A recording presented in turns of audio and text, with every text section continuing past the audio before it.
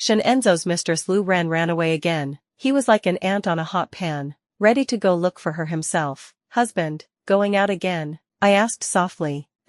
He replied coldly, leaving no room for argument. This time when Ren comes back, I'm going to give her a proper status. Husband, could you come back a little earlier? I requested, handing him an official document. He impatiently took the document. Can't live without me. Huh. He didn't even glance at the content on the document, picked up a pen, and flamboyantly signed his name, then tossed it onto the table, too casual, to the point where he didn't even notice that what he had just signed wasn't some account book, but the divorce letter I had prepared long ago. In the 3rd year of my marriage with Xianxia, he kept a woman outside. That woman's surname was Lu, given name Ren. The name was incredibly fitting, just like her, cold and proud, like a winter plum blossom, standing tall on the branch, untouched by dust. She refused to lower herself to enter the Marquis manor as a concubine, even though Xianxia begged countless times. She only coldly declined, but she couldn't bear to completely cut off this affection either. Thus, this tormenting situation came to be. In love but unable to stay together, separated in 2 places, adding only to the suffering. Lu Ren couldn't bear the pain of longing, so she would quietly flee the capital city. And every time this happened, Xianxia would go mad like he'd lost his soul, desperately searching for her, disregarding everything. Once he found her, he'd hold her like a treasure in his hands, doubling down on his tenderness and affection, as if she'd been a lost gem regained. Counting it up, this was already the 3rd time Lu Ren had run away from the capital city, and this time, she just had to pick my birthday of all days. It couldn't be more ironic. My lady, his lordship the Marquis really left. Xianxia had just stepped out of the Marquis manor when my personal maid Vega came rushing into the room, her voice full of obvious urgency. Aren't you going to stop his lordship? Didn't he promise you? Vega's words carried a hint of blame, a trace of confusion, and a faint thread of hope. She was still hoping I'd do something to salvage this birthday promise that was clearly falling apart. Xianxia had promised me. He said he'd drop everything today to spend my 18th birthday with me. I'd spent a whole month preparing for that promise, from picking the birthday gift, to decorating the Marquis manor, to carefully planning the banquet. Every bit of it had my heart in it, but all that hope vanished like bubbles in the air. In the shadow of Xianxia's firm, departing back, the scene of first meeting Lu Ren suddenly popped into my mind. That was shortly after Xianxia had just returned from accompanying His Majesty on the southern tour. I heard that during the tour, he was once saved by a young lady, and to reward her, His Majesty even issued an edict to grant her a generous reward as a lifesaver. Curious, I suggested that Xianxia take me along to thank her in person, to express my own gratitude as well. Xianxia agreed and took me to visit her. Lu Ren was sitting in the courtyard, on a swing personally made for her by Xianxia. Sunlight filtered through the leaves, casting dappled light on her. A breeze passed by, and the swing swayed gently. She looked as if she were wrapped in a hazy glow, radiant like stars on a summer night, so dazzling it was hard to look away. However, just as Xianxia turned to speak to me, her bright smile instantly faded, replaced by a cold sneer. She tilted her head slightly, leaned closer to me, and with a hint of contempt, whispered in my ear, "So someone unloved can still become the Marchioness, huh?"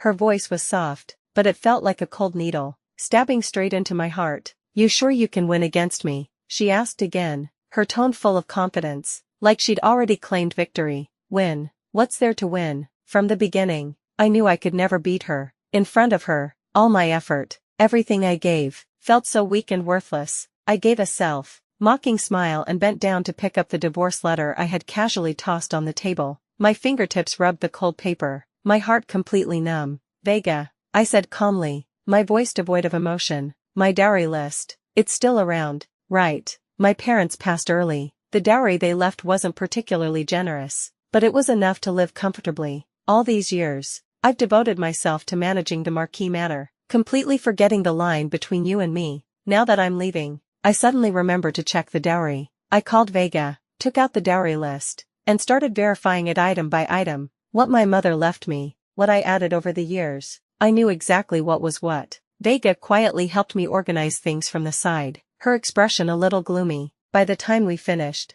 it was already deep into the night. I told the servants to quietly move the dowry out of the Marquis manor under the cover of darkness. No fuss, no alarm, as if I never existed. The shops rewarded by Her Majesty the Empress also need to be reassigned. I had the steward draft a list and prepare to replace them with trustworthy people. These shops will be the foundation for my livelihood in the future. All over the Marquis Manor, I've left my traces. I told the servants to clean carefully, not missing a single corner, especially the flowers and plants I personally planted. They need to be removed too. Since I'm leaving, I should leave cleanly, without a single attachment. Finally, I started packing my things. I opened the makeup box. There wasn't much inside, just some jewelry. Picking up that piece of mandarin duck jade, its smooth, icy feel spread across my fingertips. That was when Aunt the Empress was picking a husband for me. I was afraid Xianxia wasn't interested in me, but couldn't reject him directly, so I thought I'd give him a sachet to test him.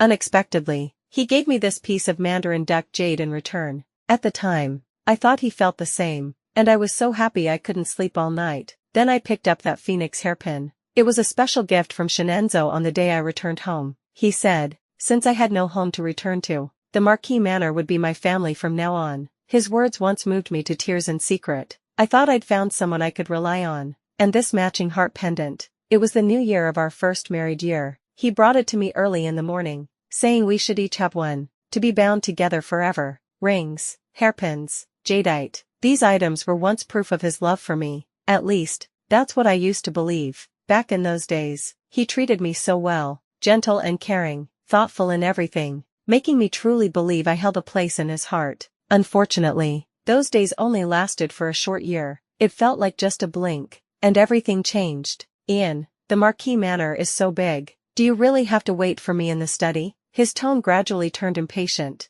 Ian, I'm really busy. Go stay by yourself. Okay. His smile also became more and more perfunctory. Chen Ian, aren't you annoying? Eventually, his patience completely ran out, leaving only coldness and irritation. Beautiful things in this world never last long, just like colorful clouds that scatter easily, glass that shatters effortlessly. Perhaps, even before Lu Ren appeared, Xianxia had already started to grow tired of me. I just never wanted to admit it, deceiving myself, that's all. Silently, I packed away all the jewelry Xianxia had given me, one piece after another, along with the clothes he bought for me, and those little trinkets I once found amusing, leaving them all behind in the room. These things were once treasures in my eyes, but now, they seem like fleeting smoke and passing clouds. I don't want these old things to offend the newcomer who's about to arrive, especially that wedding dress I once looked forward to so much. Instead of leaving it here to be an eyesore, I might as well just burn it and be done with it, let it turn to ashes.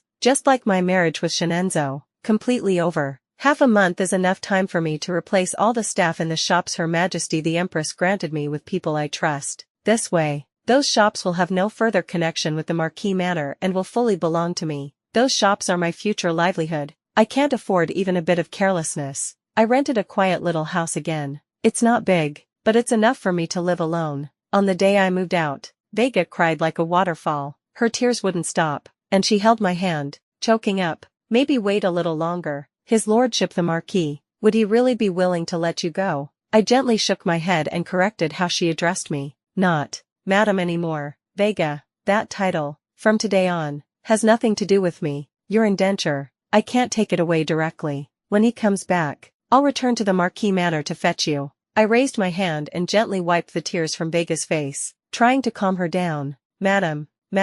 Suddenly, the butler ran over hurriedly holding a letter, his face a bit excited. Madam, his lordship the Marquis, his lordship sent this letter by express. The courier insisted that you must open it personally. Vega's once dull eyes suddenly lit up, as if she had grabbed onto the last lifeline, and she said excitedly, it must be that his lordship the Marquis realized his mistake. He must be writing to apologize to you. Madam, open it quickly. His lordship surely still cares about you. I looked at the letter the butler held in front of me. The familiar handwriting on the envelope had once made my heart race countless times. Xianxia, how long has it been since he last wrote to me? It felt like I was pulled back to many years ago. Before we got married, it was those tender, affectionate letters that made me fall for him, making me believe he truly cared for me. Madam, open it already. Vega urged anxiously beside me, her tone full of hope. Such a thick letter. His lordship must really regret what he's done. There might still be a chance for you too. My fingers clenched slightly, the tips turning a bit pale, but I eventually took the letter. With a complicated mix of emotions, I slowly opened the envelope and pulled out the letter inside. The letter paper was thick, with more than a dozen pages, and the ink still carried a faint fragrance. On the letter paper, What met my eyes wasn't the apology and plea I imagined, but line after line of, Ren, I have found Ren, and will soon return to the capital with her. Ren has gotten much thinner these days. Prepare more osmanthus. She loves the osmanthus cake you make. Ren's courtyard can start being arranged. She's a bit afraid of the cold. Remember to pick a sunny spot. Ren doesn't like shoe brocade. She only loves silk. Lake blue, willow green, crimson, and dark purple suit her best. Ren's jewelry doesn't need to be excessive. She likes it plain and elegant. That kind of style will do. Ren, Ren, Ren, spanning over a dozen pages. The entire content of the letter was just the word Ren over and over again. Between the lines, it overflowed with Xianxia's care and love for Lu Ren, as if there was no more space in his world for anyone else. At the end of the letter, there was one particularly harsh line. Ren's background is pitifully humble, so let you, the Marquis's wife, prepare her dowry this time. Make sure you put some heart into it. 8 years of knowing each other, 3 years of marriage. The feelings I once thought unbreakable completely collapsed at this moment. The tiny flame in my heart that once carried all my hopes, though faint, felt like it was completely doused by a bucket of ice water. Not even a single ember left behind. I calmly handed the letter in my hand to the butler beside me, my voice showing no trace of emotion. I'm afraid I'll have to trouble you with these matters. After saying this, I turned around and walked away decisively. There wasn't a shred of hesitation, nor a trace of nostalgia, and I never looked back again. Everything in the Marquis manor would become the past, having nothing to do with me anymore. The spring breeze of Yangzhou City, carrying Jiangnan's unique moist air, brushed against the window lattice of the street, facing restaurant, drifting into the private room where Xianxia was gathering with friends. Outside the carved window, one could vaguely see boats traveling along the canal and the willows swaying gently by the shore. Inside the room, wine glasses clinked, laughter and chatter filled the air, the atmosphere lively and vibrant. Xianxia was wearing a silk robe embroidered with dark patterns, his brows carrying a hint of smugness, raising his cup for a hearty drink with his friends. Marquis Shen is indeed in high spirits, touring Jiangnan with beauties by your side, truly making others envious. A well-dressed young master teased with a hint of playful jealousy in his tone as he offered a toast to Xianxia. Xianxia's lips curled up slightly. He downed the drink in one go, put down the cup, and a faint trace of contempt flashed in his eyes. A beauty appreciating a beautiful view. What better time than now? He replied casually, like it was no big deal at all. The other man leaned in a bit, lowered his voice, and asked probing, but wouldn't that sister-in-law in the capital city mind? As soon as he finished, someone immediately chimed in, tone full of certainty and sarcasm. Brother Gua, you've got it wrong. Seems like you don't know much about the situation at Shen's Marquis manor. Huh, his lordship the Marquis runs a tight household. As for the madam, she's famously obedient and deeply in love with him, let alone taking in another wife. If you ask me, even if she were told to give up her place and step aside, she'd probably swallow it like honey, just to keep his lordship happy. As he spoke, the man turned to look at Xianxia, his tone flattering and a bit bootlicking. Marquis Shen, wouldn't you say I'm right? Xianxia raised an eyebrow, the corner of his mouth curled into a playful smile, and he gave no clear reply. He had a decent grasp of Chen Yan's personality, gentle as water, well-behaved and obedient, her eyes always brimming with admiration and love for him. That day, he told her he was going to marry Lu Ren and bring her into the household, although her face turned a little pale. In the end, she only lowered her eyes and agreed quietly, without the slightest sign of resistance. Instead, she even softly reminded him to come home early. She really was the most virtuous wife one could ask for. Just as he was thinking that, the door to the private room was gently pushed open by the attendant. Xianxia's eyes lit up, thinking it was Chen Yan's reply. A hopeful smile appeared on his face as he waved the attendant over. Did the madam send a letter? His tone carried a trace of barely noticeable excitement. After all, this was the first time he had been away from home for so long, and he had entrusted her with such important affairs at the residence. Surely, upon receiving his letter, she would have hurried to write back, expressing how much she missed him. The attendant stepped forward with a bow, glanced around at the full room of guests, and hesitated, wanting to speak but stopping short. Xianxia raised his eyebrows slightly, signaling him not to worry. It's fine, these are all my close friends. Say whatever you need to say. Only then did the attendant lower his head and report in a low voice. It's a message sent by stewardly, saying, the madam has left home. Left home. Xianxia's smile instantly froze on his face, like a bucket of cold water had been dumped on his head. His voice was filled with shock and confusion. Yes, Madame packed her things, took her dowry, and left the Marquis manor. The attendant's voice grew quieter and quieter, almost inaudible, yet it exploded in the private room like a clap of thunder. Pfft! Lu Ren, who had been quietly sitting next to Xianxia, suddenly covered her mouth with a smile, breaking the silence in the room. So even sister is learning from me now, throwing little tantrums. Her tone carried a hint of mockery, a trace of disdain, as if she were watching a ridiculous play. But she's already his lordship the Marquis' lawfully wedded wife, with her dowry in tow. Where could she possibly run off to? Lu Ren blinked in faint confusion, but in the flicker of her gaze was a barely noticeable glint of smugness. The next moment, as if something had just come to her, her eyes instantly reddened, and her voice turned choked. It's all my fault. I was too willful, and ended up leading sister astray. She tugged at Xianxia's sleeve, gently shaking it, her tone laced with a bit of coquettishness. My lord, let's hurry back. If sister really gets mad and refuses to return to the Marquis manor, that would be bad. Lu Ren's voice was soft and boneless, stirring pity. Hearing this, Xianxia only let out a cold laugh, his eyes full of disdain. Not going back to the Marquis manor, going back to that cold, already, fallen Qin family of hers. It's just a petty trick of playing hard to get. He didn't believe for a second that Qian actually dared to leave him, to leave the Yongning Marquis manor. Ping'an. Xianxia casually called out his attendant's name, his tone a bit nonchalant. Go tell the innkeeper to extend our room for another month. He really wanted to see just how far Qian's so-called leaving home could go, and how long she could keep it up. In our dynasty, the law is strict. Women absolutely cannot establish their own households. They're like duckweed without roots, drifting helplessly. If she divorces, she'd be like a dandelion scattered by the wind, left with just that bit of dowry, pitifully and miserably returning to her so-called maiden home. The sad part is, my parents had long passed away. Since I was only 8, I'd been living under someone else's roof, fostered by my uncle and aunt, tiptoeing through life under their gaze. That so-called maiden home was nothing but a cold eve, filled with scheming and indifference. When I got married, my uncle and aunt pounced like hungry wolves and ruthlessly snatched away half of the pitiful inheritance left to me by my parents. I knew full well, I could never go back to that flesh-eating place, couldn't repeat the same mistake, or fall into that hellish abyss again. Therefore, I didn't rush to the government office to hand over the divorce letter and add to my troubles for nothing. Instead, I resolutely stepped into the solemn and majestic imperial palace, with its red walls and high tiles. Her Majesty the Empress, she and my mother were once close as sisters, like handkerchief friends, and she used to treat me with great affection.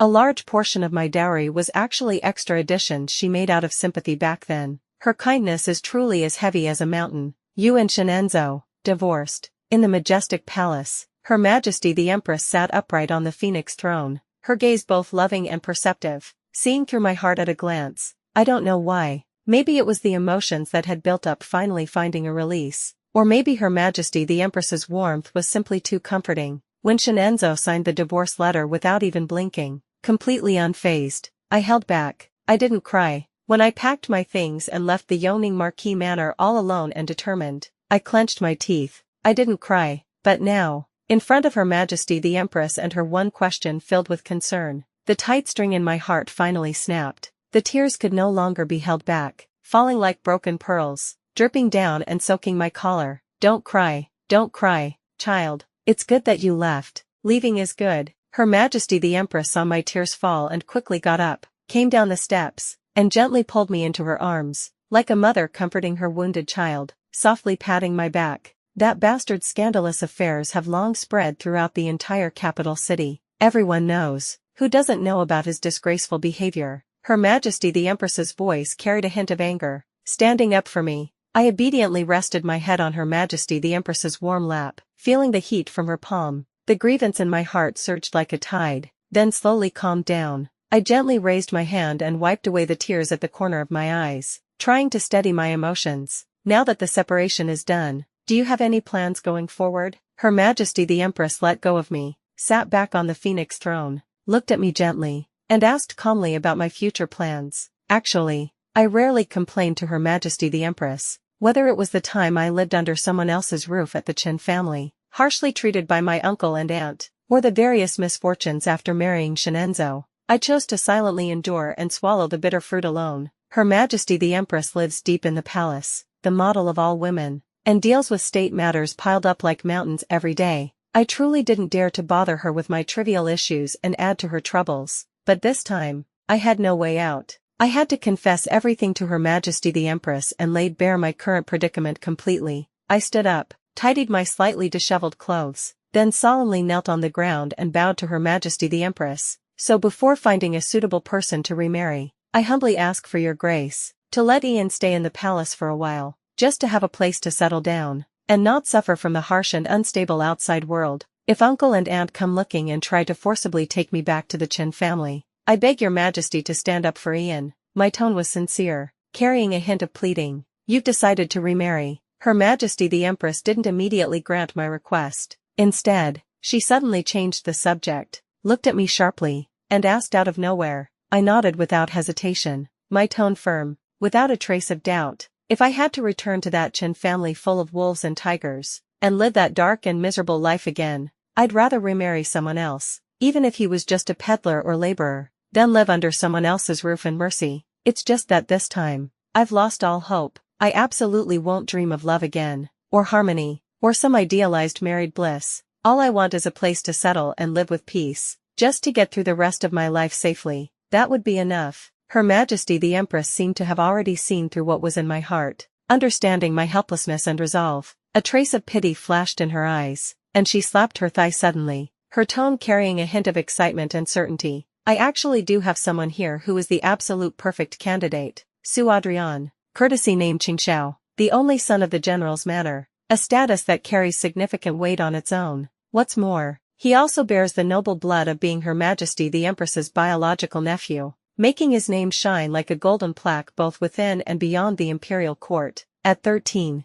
he was already charging across the battlefield. The flashing blades and clashing swords forged not only extraordinary bravery, but also a maturity and decisiveness beyond his years. At 18, just coming of age, he was granted the title of general. Such military achievements, no one else in the court could surpass. His life story is practically a legend, every word glowing with honor and brilliance. However, this heaven-blessed prodigy has one issue that seems trivial to others, but to Her Majesty the Empress, it's like a thorn stuck in her throat. At just 21, in the prime of his life, he remains unmarried, with no children at all. In an era where continuing the family line is highly valued, this indeed counts as a noticeable, albeit not huge, flaw. But this so-called only problem, in the face of his prestigious background and illustrious military achievements, seems utterly insignificant. Daughters of noble families, ladies of distinguished lineage, I'm afraid they'd wear down the threshold of the general's manor just to marry him.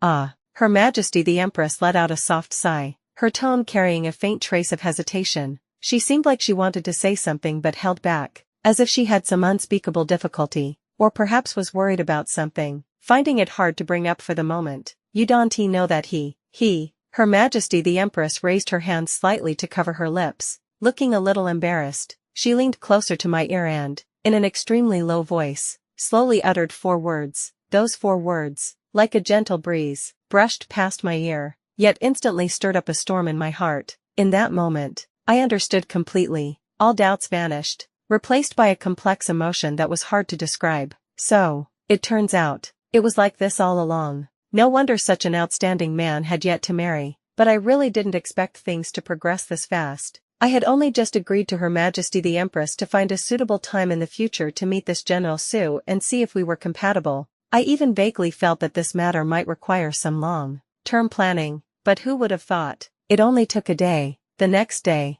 news came from the border pass. No one knew what kind of urgent matter had arisen, but it required him, the general guarding the frontier, to personally rush north at full speed. According to rumors, to save time, he didn't dare pause for a single moment and ended up running 3 warhorses to death. His decisive actions and the busyness of his military duties were evident from this. I originally thought this matter might get delayed because of that, but unexpectedly, just 7 days later, before dawn had even broken and the east was still shrouded in heavy darkness, a series of rapid knocks shattered the quiet of the house I was temporarily staying in. The knocking was steady and forceful, carrying an urgency that brooked no refusal. A vague guess rose in my heart. I got up, threw on some clothes, walked to the window, and looked outside through the lattice. Under the cold moonlight, A figure in white close-fitting clothing stood outside the door with hands clasped behind his back. His posture was upright like a pine, and a sharp, chilling aura radiated from him. Actually, I had already heard some rumors about this General Su before all this. Fierce little hell god. This was the most common nickname whispered by the people of the capital city behind his back. Ghost General that scares even ghosts. This was the most widespread saying among the common folk. Rumor had it he had a vicious face, eyes like blades, and killed without hesitation, striking fear into all who heard of him. There were even children who cried at night, and just mentioning the name, General Su would instantly shut them up, too scared to make another sound. I had also imagined in my heart what this so-called Ghost General might look like. Maybe he had a ferocious face, green skin and fangs, or maybe he was built like a tower, tall and burly, but when I actually saw him, I was completely stunned, filled with surprise and disbelief. Standing before me wasn't the imagined demon-like figure, but a refined gentleman dressed in white as pure as snow. He wore a neatly tailored white brocade robe, with a silk sash of the same color around his waist, highlighting his slender figure even more. He held a folding fan in his hand, its surface as white as snow, perfectly matching his robe. He gently swayed the fan, and in every move, there was a touch of scholarly grace. Nothing like the Ghost General at all. He looked up, his gaze soft as he glanced toward the window where I stood. The corners of his mouth slightly curved into a somewhat shy smile. Then he cleared his throat, as if preparing to say something, or maybe just trying to build up some courage. He pointed at the lingering moon still hanging in the sky and slowly began to speak, his voice low and tinged with a bit of nervousness. I think tonight's moon, it's so big and round. As soon as the words left his mouth, he seemed to realize something was off, furrowing his brow slightly and pausing for a moment. Right after, he quickly waved his hand, a bit flustered as he tried to correct what he had just said. Oh no, that's not it. He cleared his throat, rephrased his words, and started again. This time, he noticeably slowed down, as if trying to come across more composed and proper. I observed tonight, the moon is bright and stars sparse, the moon like a silver plate, moonlight like water, pale moon and clear breeze, moon shadow swaying, osmanthus fragrance in the air. He rattled off that whole string in one breath, like reciting from memory. Every word was clearly enunciated, but it all sounded a bit forced and awkward. Finally, he finished what he had to say and let out a long breath, like he had just completed a grueling task. I've come to chat with you, miss. He gave a slight bow and made a somewhat stiff gesture of invitation toward the window where I was. I almost burst out laughing at how clumsy, yet somehow sincere, he looked. Rumor has it, this Ghost General is best at practicing martial arts and wielding spears, charging across the battlefield, and hates literary stuff, flaunting knowledge. There's even gossip saying that once, in a fit of rage, he tore all the books in his study into shreds. Now that I think about it, maybe those rumors are a bit exaggerated, but this General Su really isn't good at flowery words. Looks like this marriage is truly a big deal on his mind. Otherwise, with his status as a general, why would he be so stiff, so concerned about his image in front of his future wife? Is he actually worried that I might look down on him? Thinking of this, the little bit of nervousness I had in my heart faded away by more than half, replaced by a faint warmth and a touch of curiosity. General, no need to be so stiff, I softly said, keeping my tone as gentle and calm as possible, hoping to ease his tension. Please, come in. I turned and walked towards the main hall, while instructing the servants to prepare tea and snacks. Her Majesty the Empress has already explained your situation to me. You can just speak openly with me. I sat down in the main hall and gestured for Su Adrian to sit too. My tone was frank and direct. I didn't want to beat around the bush or waste any more time. I was actually already mentally prepared. Her Majesty the Empress had already told me about Su Adrian's situation, and I also knew the purpose of his trip, but I still didn't expect him to be so straightforward. Almost no build-up, no probing. He was like a soldier eager to finish his mission, straight to the point, not wasting a second. And told you everything. Su Adrian was slightly stunned when he heard that, seemingly surprised by how blunt I was. He looked at me, a hint of probing in his eyes, as if trying to confirm whether I really knew everything. I nodded lightly, admitting it without hesitation. Getting my firm response, Su Adrian took a deep breath, as if making some kind of resolution. His gaze grew determined. Right after, he pulled out a thick stack of official documents from his chest and held them out to me with both hands. These are the land deeds and property contracts under my name. From now on, they re all yours to manage. His voice was low and firm, carrying a tone that left no room for doubt. These are all the stubs for my silver deposits. You'll be in charge of withdrawing and depositing them from now on. Then, from the other side of his sleeve, he took out a delicate box, opened the lid, and inside was a neat stack of silver notes and a few silver certificates. This is the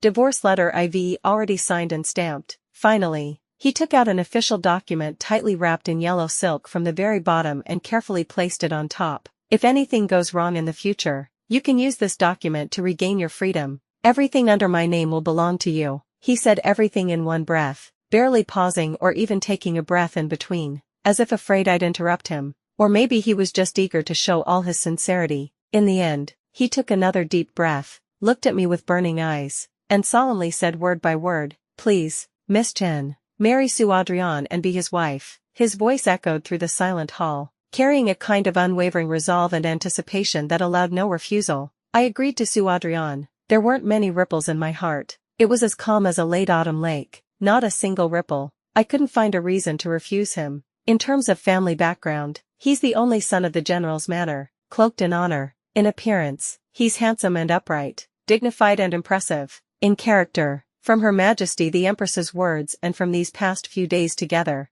I could feel his sincerity and openness. If it weren't for his chronic illness, how could he possibly lower himself to marry a woman who had been divorced? It's fine. I never had any demands of him anyway. Having gone through a broken marriage, I've long since grown disillusioned with love. Just want a peaceful place to settle down and live out my days quietly. In a way, maybe this really is a match made in heaven. The next day, Su Adrian and I went to the yamen together to submit the divorce letter. That magistrate, when he took the official document, his hands were trembling slightly, like he was holding a hot potato. He looked nervously at Su Adrian, then at me, his mouth wide open, like it could fit an egg. In the end, he didn't dare ask a thing, just handed the household registration document back to me with shaky hands. On the third day, the general and his wife came to visit in person. The general's wife was an elegant, noble lady with a kind face. The moment she saw me, she grabbed my hand and looked me over carefully, her eyes full of affection and pity. She seemed emotional that her son had finally found someone he truly liked. Her eyes turned red, and she kept looking at me, nodding nonstop. Before leaving, the general's wife solemnly asked for my birth date and time, saying it was to match our horoscopes and pick an auspicious wedding date. In less than half a month, Su Adrian and I had already set the wedding date. He looked especially happy. His brows and eyes were all smiles, like a heavy stone in his heart had finally landed. To make the marriage seem more real and believable, he personally handled everything, big things like preparing the banquet, small things like picking out the betrothal gifts. He was involved in every detail, leaving nothing to chance. He even often invited me out to have fun, admiring flowers, sipping tea, watching opera, doing his best to create that sweet atmosphere typical between engaged couples. Seeing how much effort he put in, I couldn't help but find it a little amusing. Clearly a hardened general, full of heroic energy in every gesture, yet in front of me, he insisted on putting on this overly refined act, speaking and behaving like a proper scholar, trying hard to seem cultured. It was like he was scared I'd see through his real self, get cold feet, and call off the engagement. That day, Su Adrian and I went together to a well-known embroiderer's workshop to prepare the wedding dress. The owner of the workshop was a shrewd, worldly middle-aged man. Seeing how freely we spent, he enthusiastically brought out all sorts of fine silks and satins for us to choose from, strongly recommending the shop's prized treasure, Yunjin brocade. But when he heard we wanted to use the Yunjin brocade for a wedding dress, his face turned troubled. No matter how we tried to persuade him, he just wouldn't agree to sell it to us. At first, Su Adrian kept his patience and tried to reason with him, but seeing the owner being so stubborn, his temper started to flare up. He raised his hand, about to slam the command token on the table to pull rank as a general. Just then, he caught sight of me out of the corner of his eye. His originally sharp expression instantly softened. The anger on his face vanished without a trace, replaced by a gentle smile. He cleared his throat, pointed at the bright sunlight outside the window, and said exaggeratedly, "Ah, what a nice day it is today. The sun is shining, not a cloud in the sky, a gentle breeze brushing by, such a radiant spring." He turned his head, smiling widely at me, and suggested, "Miss Chen, let's go boating on the lake." As he spoke, he grabbed my hand and dragged me out of the embroiderer's workshop without giving me a chance to object. Once we stepped out of the embroiderer's workshop, I couldn't hold it in anymore and covered my mouth, giggling. Seeing this, Sue Adrian scratched his head a little sheepishly and softly grumbled, "Wife, don't laugh at me." His voice was low and gentle, with a hint of barely noticeable shyness. Suddenly, he gently yet firmly held my hand. His palm was large and warm, wrapping tightly around mine, passing along a comforting sense of reassurance. My heart skipped a beat, my cheeks grew a little warm, and though I wanted to pull away, I couldn't bring myself to let go. Just as we were lost in this subtle emotion, a burst of noise suddenly came from the street, breaking the quiet moment. The Marquis of Yoning returns to the capital city. All idlers, make way immediately. A sharp shout rang out, growing closer and closer. Pedestrians on both sides of the street quickly moved aside, and the once bustling street instantly became deserted. Caught off guard, I was pushed back 2 steps by the crowd and nearly fell. Sue Adrian reacted swiftly, pulling me into his arms and shielding me behind him. I steadied myself and looked up, only to see 2 tall horses clearing the way ahead. The riders wore the uniforms of the Marquis Manor's retainers, their expressions arrogant as they drove the pedestrians away. Xianxia rode a chestnut steed right behind them, followed by several lavishly decorated carriages. He looked radiant and spirited, completely different from the dejected figure who had left the capital city. Beside the carriage, a faint glimpse of a graceful beauty could be seen, laughing sweetly while chatting with Xianxia. Ian. Just then, Xianxia also saw me. A flicker of surprise flashed in his eyes, as if he'd discovered some rare treasure. His previously cold expression softened a little. He spurred his horse and started heading toward me. From inside the carriage came Lu Ren's delicate voice. His lordship the Marquis. The tail end of the voice carried a hint of coquettishness, mixed with a bit of playful annoyance. Xianxia heard the sound, quickly pulled on the reins, turned his horse around, and gently supported Lu Ren, who was leaning out of the carriage. He comforted Lu Ren with a few words, then turned his gaze back to me. The delight in his eyes had long vanished, replaced by a lofty arrogance and scorn. "Come here." He lifted his chin slightly, speaking in a commanding tone, looking down at me like I was just a maid from his household. "Bossing me around. Help my new bride off the horse." His tone carried a trace of mockery and a bit of pride, as if flaunting his current, happy life to me. 8. The street instantly buzzed with noise, people chattering away, their voices droning like countless mosquitoes buzzing around my ears. Xianxia's appearance, along with his arrogant demeanor, instantly drew everyone's attention and made the atmosphere around us grow tense and hostile. Public humiliation. He seemed to thoroughly enjoy this condescending posture, stepping all over me just to feed his ridiculous ego. An indescribable sense of absurdity surged in my heart. I almost laughed out loud. This Marquis of Yoning was utterly ridiculous. Just about to step forward and argue, I suddenly felt my wrist being tightly grabbed. Someone pulled me back forcefully, trying to shield me behind them. It was Sue Adrian. His tall figure stood in front of me, like a solid shield. I turned my hand over and held his. The warmth in his palm flowed into mine, calming my heart. I gently shook my head at him, signaling that it wasn't necessary. In such a public setting, I didn't want the general's manor to get into unnecessary trouble because of me. Besides, this was a personal matter between me and Xianxia. It should be handled by me alone. It's my own business, and I'll deal with it myself. No need to drag others in. Sue Adrian looked down, his gaze landing on our tightly clasped hands. His expression turned complicated, part surprise, part joy, and for a moment, he was frozen in place. "Chen Ian, are you deaf?" Xianxia's voice rang out again, filled with impatience and anger. He probably hadn't noticed Sue Adrian standing in front of me, or maybe, he simply didn't care. By now, the streets were packed with curious onlookers, pointing and whispering among themselves. I used the moment to give Sue Adrian a little pushback, making him stand more discreetly behind the crowd. "I don't think I'm deaf." I took a step forward, facing Xianxia head on, meeting his gaze without fear. "It's you, his lordship the Marquis, who's gone mad. You and I clearly already." "Chen Ian, did you just say I'm mad?" Xianxia looked like someone had stepped on his tail, instantly flying into a rage. He raised the riding whip in his hand, pointing it at me, his face twisted in fury. "My lord," came a sweet, delicate call. Lu Ren collapsed into Xianxia's arms, her soft, boneless body leaning against him, her voice tinged with grievance and coquettishness. "My lord, please don't be mad at sister." Lu Ren lifted her head, gazing at Xianxia with teary eyes, looking pitiful and fragile. "It's all my fault, for making his lordship stay away from the capital for so long, neglecting sister, and causing her to argue with you, my lord." She reached out a slender finger, lightly tugging at Xianxia's collar, her eyes bashful and hesitant. "Matters at home, Perhaps it's better to handle them back home. Look, this. She shyly lowered her head, burying her face into Xianxia's chest, clinging to him like a little bird. Only then did Xianxia notice the surrounding onlookers. He looked around at the curious stares, seemingly just realizing where he was. Chen, look at you. Even Ruo Shuang, who's never read a book, is more sensible than you. Xianxia pointed at me again, his tone even harsher, like I was some hopeless fool of a woman. Just be good and go home to wait for me. He raised the riding crop in his hand, pointing it right at my nose with a threatening tone. Once I drop Ruo Shuang off, I'll come back and settle things with you properly. With that, he cracked the whip. The horse beneath him cried out in pain, reared up, then galloped off with Lu Ren, leaving nothing but a street full of dust in their wake. 9. Absolutely laughable. Everything Xianxia said was utterly ridiculous. I, Chen, had long since cut all ties with the Yongning Marquis matter. From the moment that divorce letter took effect, I had completely broken free from that cage. And now, he dares to use that bossy tone to order me back to the manor to wait for him.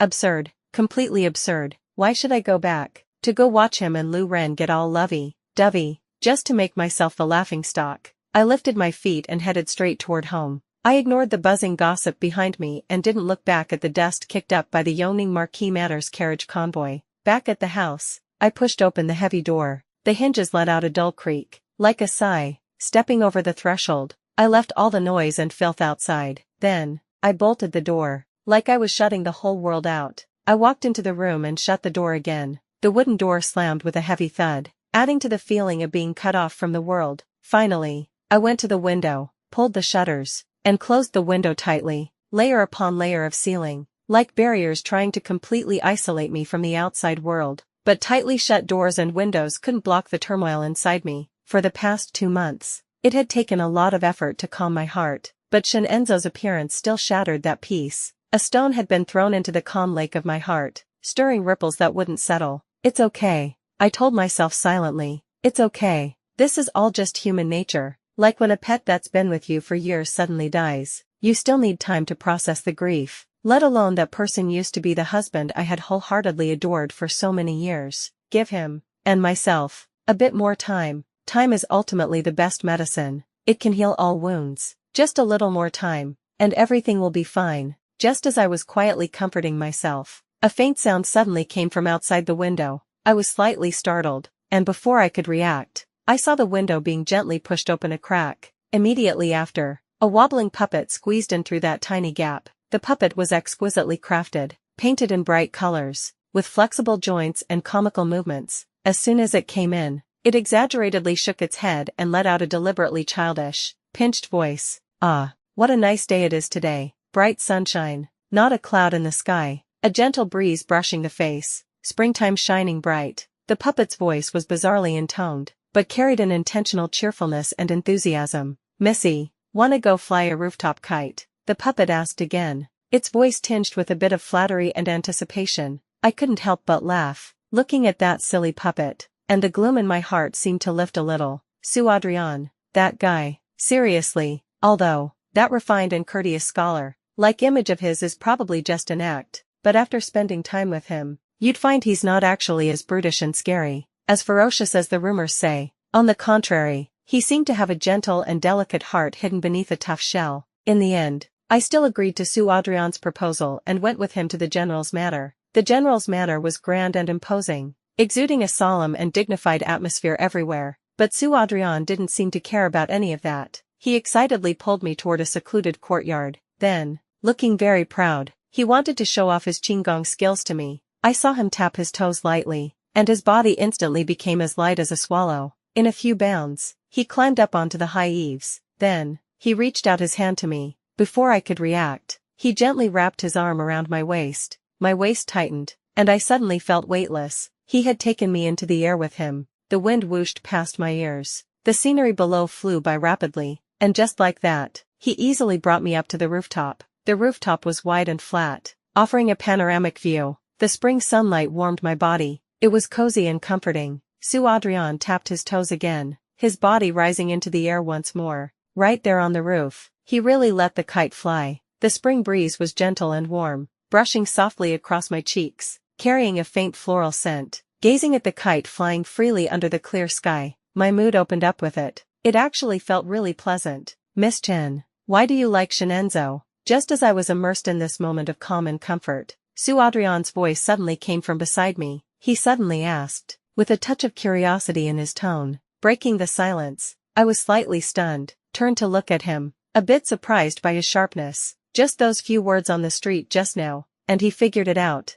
Huh. He saw Xianxia's indifference toward me, his disdain, and also saw the past between me and Xianxia. Yeah, why did I ever like Xianxia? I've asked myself that question countless times too. Back then at the Chen residence, he was the only one willing to help me. I spoke softly, my tone tinged with a faint wistfulness, like telling a story from long ago. Losing my parents young and living under someone else's roof. Those days were filled with bitterness and helplessness. Uncle and aunt eyed the bit of inheritance my parents left behind, acting polite on the surface, but secretly scheming how to devour me whole. My cousins treated me like a servant. One misstep and they'd hurl sarcasm and nasty words at me. In that cold and oppressive Chen residence, I felt like I was stranded on an island, isolated and helpless, with no one to rely on. Only when my cousin brought Xianxia back to the Chen family for a short stay each year did my days get a bit more bearable. Xianxia, the high and mighty heir apparent of the Marquis of Yongning, was actually willing to speak up for me, a pitiful orphan living under someone else's roof. Whenever he was around, the Chen family always restrained themselves a lot, not daring to be too outrageous. When he wasn't around, he'd still write me letters, asking how things were going at the Chen residence, whether I lacked anything, whether I'd been mistreated, telling me I must let him know.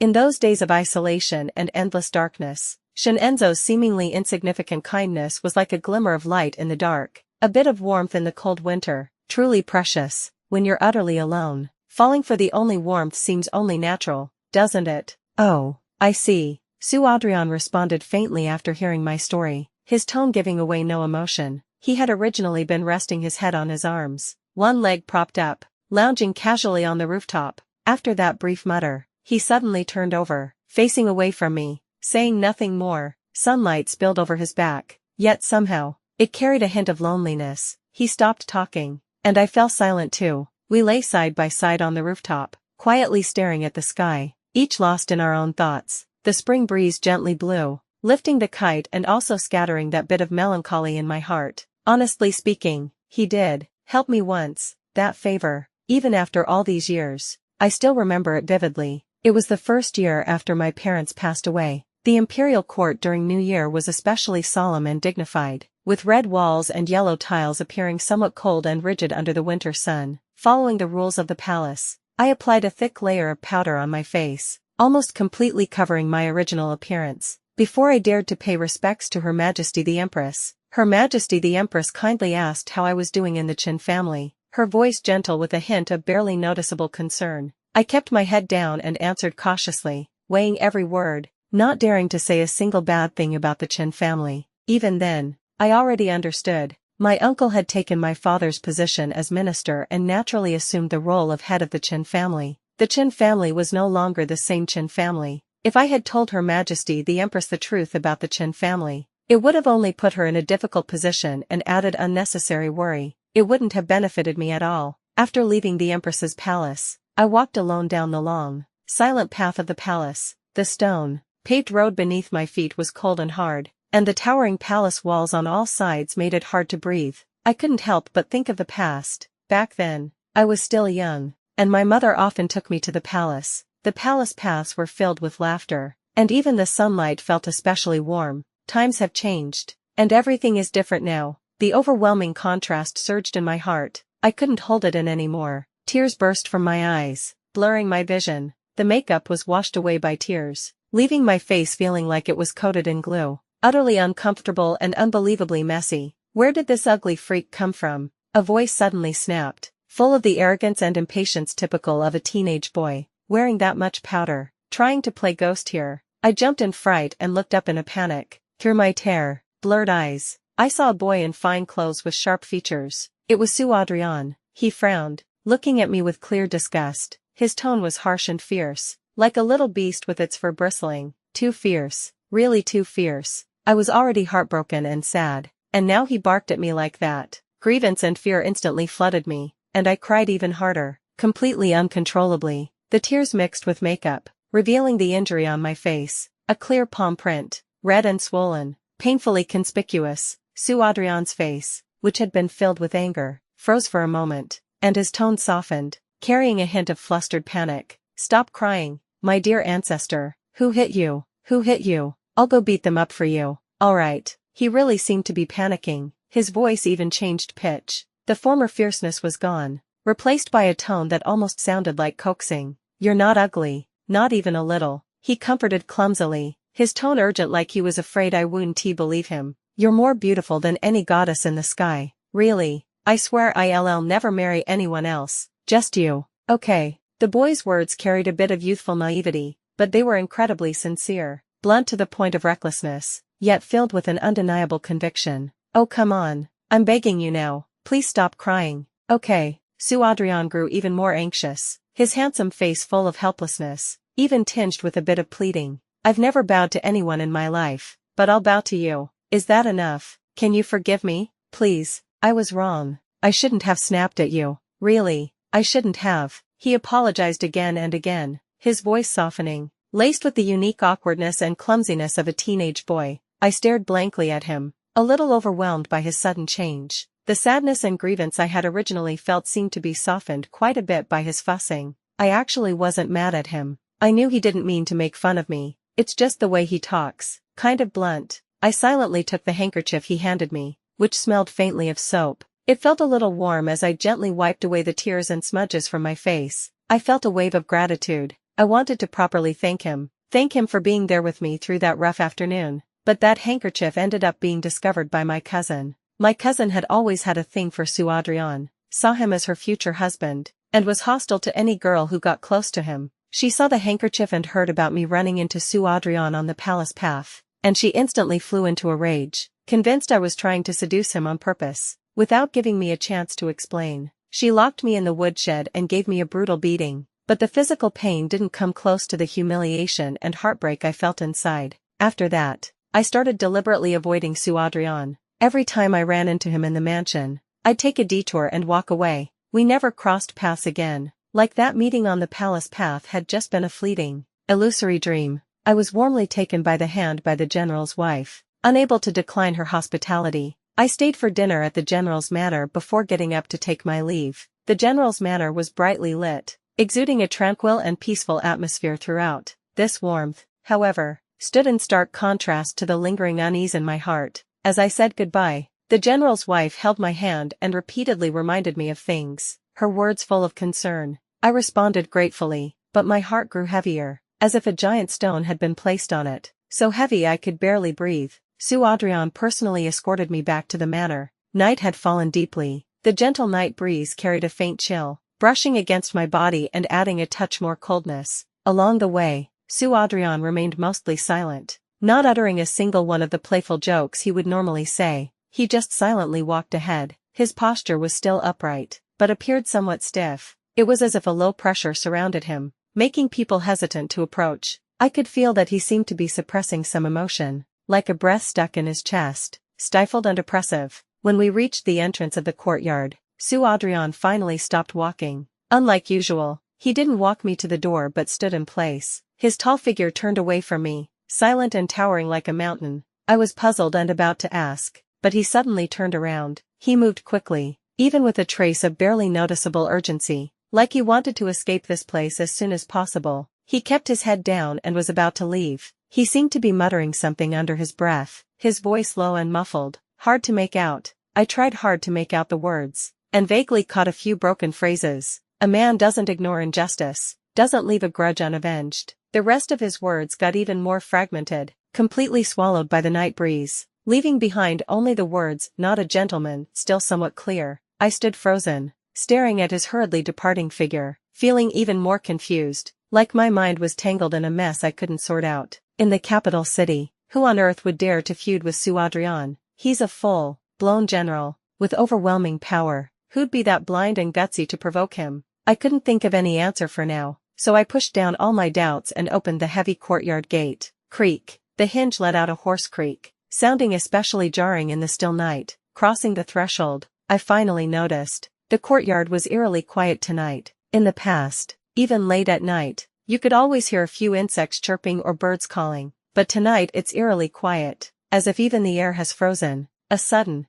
inexplicable unease rose in my heart, and my steps became hesitant, as I pushed open the door. Before I could even see the scene inside, a cold sneer suddenly came from behind me. That voice was bone chilling, like a venomous snake hissing, instantly making my hair stand on end, a wave of cold shooting from my feet to the top of my head. Well, Madam sure is high and mighty, hasn't come home in 2 whole months. Xianxia's voice, laced with his usual sarcasm and disdain, floated out from the darkness. I spun around abruptly and, by the faint light seeping from the room, finally saw the figure standing in the middle of the courtyard. It was Xianxia. He stood with his hands behind his back, a cold smirk on his lips, his gaze sharp and sinister like a scorpion lurking in the dark. What? It hasn't even been that long since you left the Marquis Manor, and you've already rushed to find a new backer. He spoke again, his tone growing sharper and more biting, each word like it had been dipped in poison, full of malice and mockery. The night was heavy and dark. A waning moon hung alone in the sky,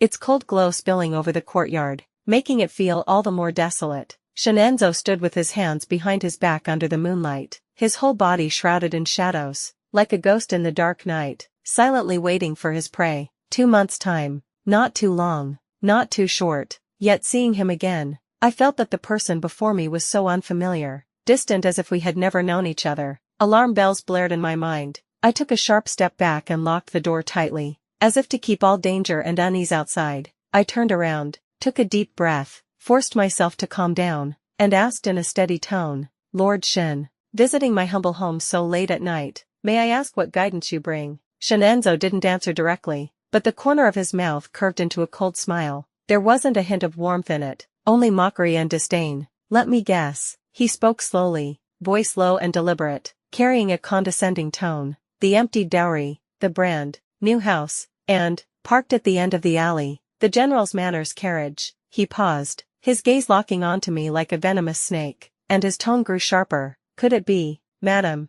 that you think by latching onto the General's Manor, you can curry favor with the Qin family, and they'll be so merciful as to take you back?" Absurd, completely and utterly absurd. I forced down the fury surging in my chest and replied coldly, "Lord Shen has been running around all day. You must be exhausted. You'd better go back to your mansion early and rest well in your land of tenderness. Clear that muddled head of yours." I raised my voice and called toward the inner room, "Uncle Li, see the guest out." "Chen Yin." Xianxia's face darkened instantly, like the sky before a storm, suddenly heavy and oppressive. He lunged forward and grabbed my wrist, his grip so strong it felt like he was about to crush my bones. "What the hell are you trying to do?" he roared, fury burning in his eyes. "You cleared out the dowry, took all the valuables, and now you're even digging up the few worthless plants in this courtyard too. There's a limit to throwing a tantrum." His voice grew sharper, full of condescending reprimand. "A dignified marquis's wife making a mess of household affairs like this. Aren't you afraid of becoming the laughingstock of the capital city? Who the hell is your marquis's wife?" I was so furious I laughed, rage rising in my eyes too. Just as I was about to retort, a flash of lightning suddenly shot through my mind, instantly clearing all the fog. An unbelievable thought surfaced. I stared at Xianxia, my voice trembling slightly but incomparably clear. "Xianxia, that day, the official document I handed you personally and asked you to sign and stamp, you didn't even glance at it." Xianxia's sharp brows furrowed, his face full of impatience and confusion, as if my words were some incomprehensible madness. "What official document? What nonsense are you babbling about?" It was only at this moment that I finally understood completely. So, that divorce letter I had carefully worded, revised over and over, poured my heart and soul into writing. That official document that meant everything to me. He hadn't even taken a single look at it. Utterly absurd, completely laughable. This is Xianxia. After all, he always had that ability, to trample me underfoot and humiliate me all over again, just when I thought I had reached the end of the road, with nowhere left to retreat. Humiliating my sincerity, humiliating everything I gave, humiliating the ridiculous feelings I once had for him. "Chen Yin." Xianxia's lips curled into a mocking smile, his tone laced with condescending arrogance. "These little tricks of yours are just to get my attention, to make me worry about you. Haven't you heard the story of Dongshi imitating Shishir? Your clumsy trick will only backfire and make me hate you even more. It's all over the capital city now." His voice grew increasingly venomous, like a blade dipped in deadly poison, every word aiming straight for the heart. Su Adrian from the general's manor is making rounds, preparing to propose a marriage. Xianxia's lips were still moving nonstop, the words spilling out of his mouth getting filthier and more disgusting by the second. Do you actually think that with that pitiful connection you have with Her Majesty the Empress, you can match Su Adrian with someone from the Qin family, and use that as your bargaining chip to sell yourself in, hoping the Qin family will take you back as their abandoned woman? Stop dreaming already. His tone was dripping with blatant mockery. Do you know what kind of status Su Adrian holds? Back then, all the noble ladies in the capital city were at his fingertips, and he didn't even spare them a second glance. And you think those gaudy, dull cousins from the Qin family are even worthy? Just drop those ridiculous fantasies already. Smack.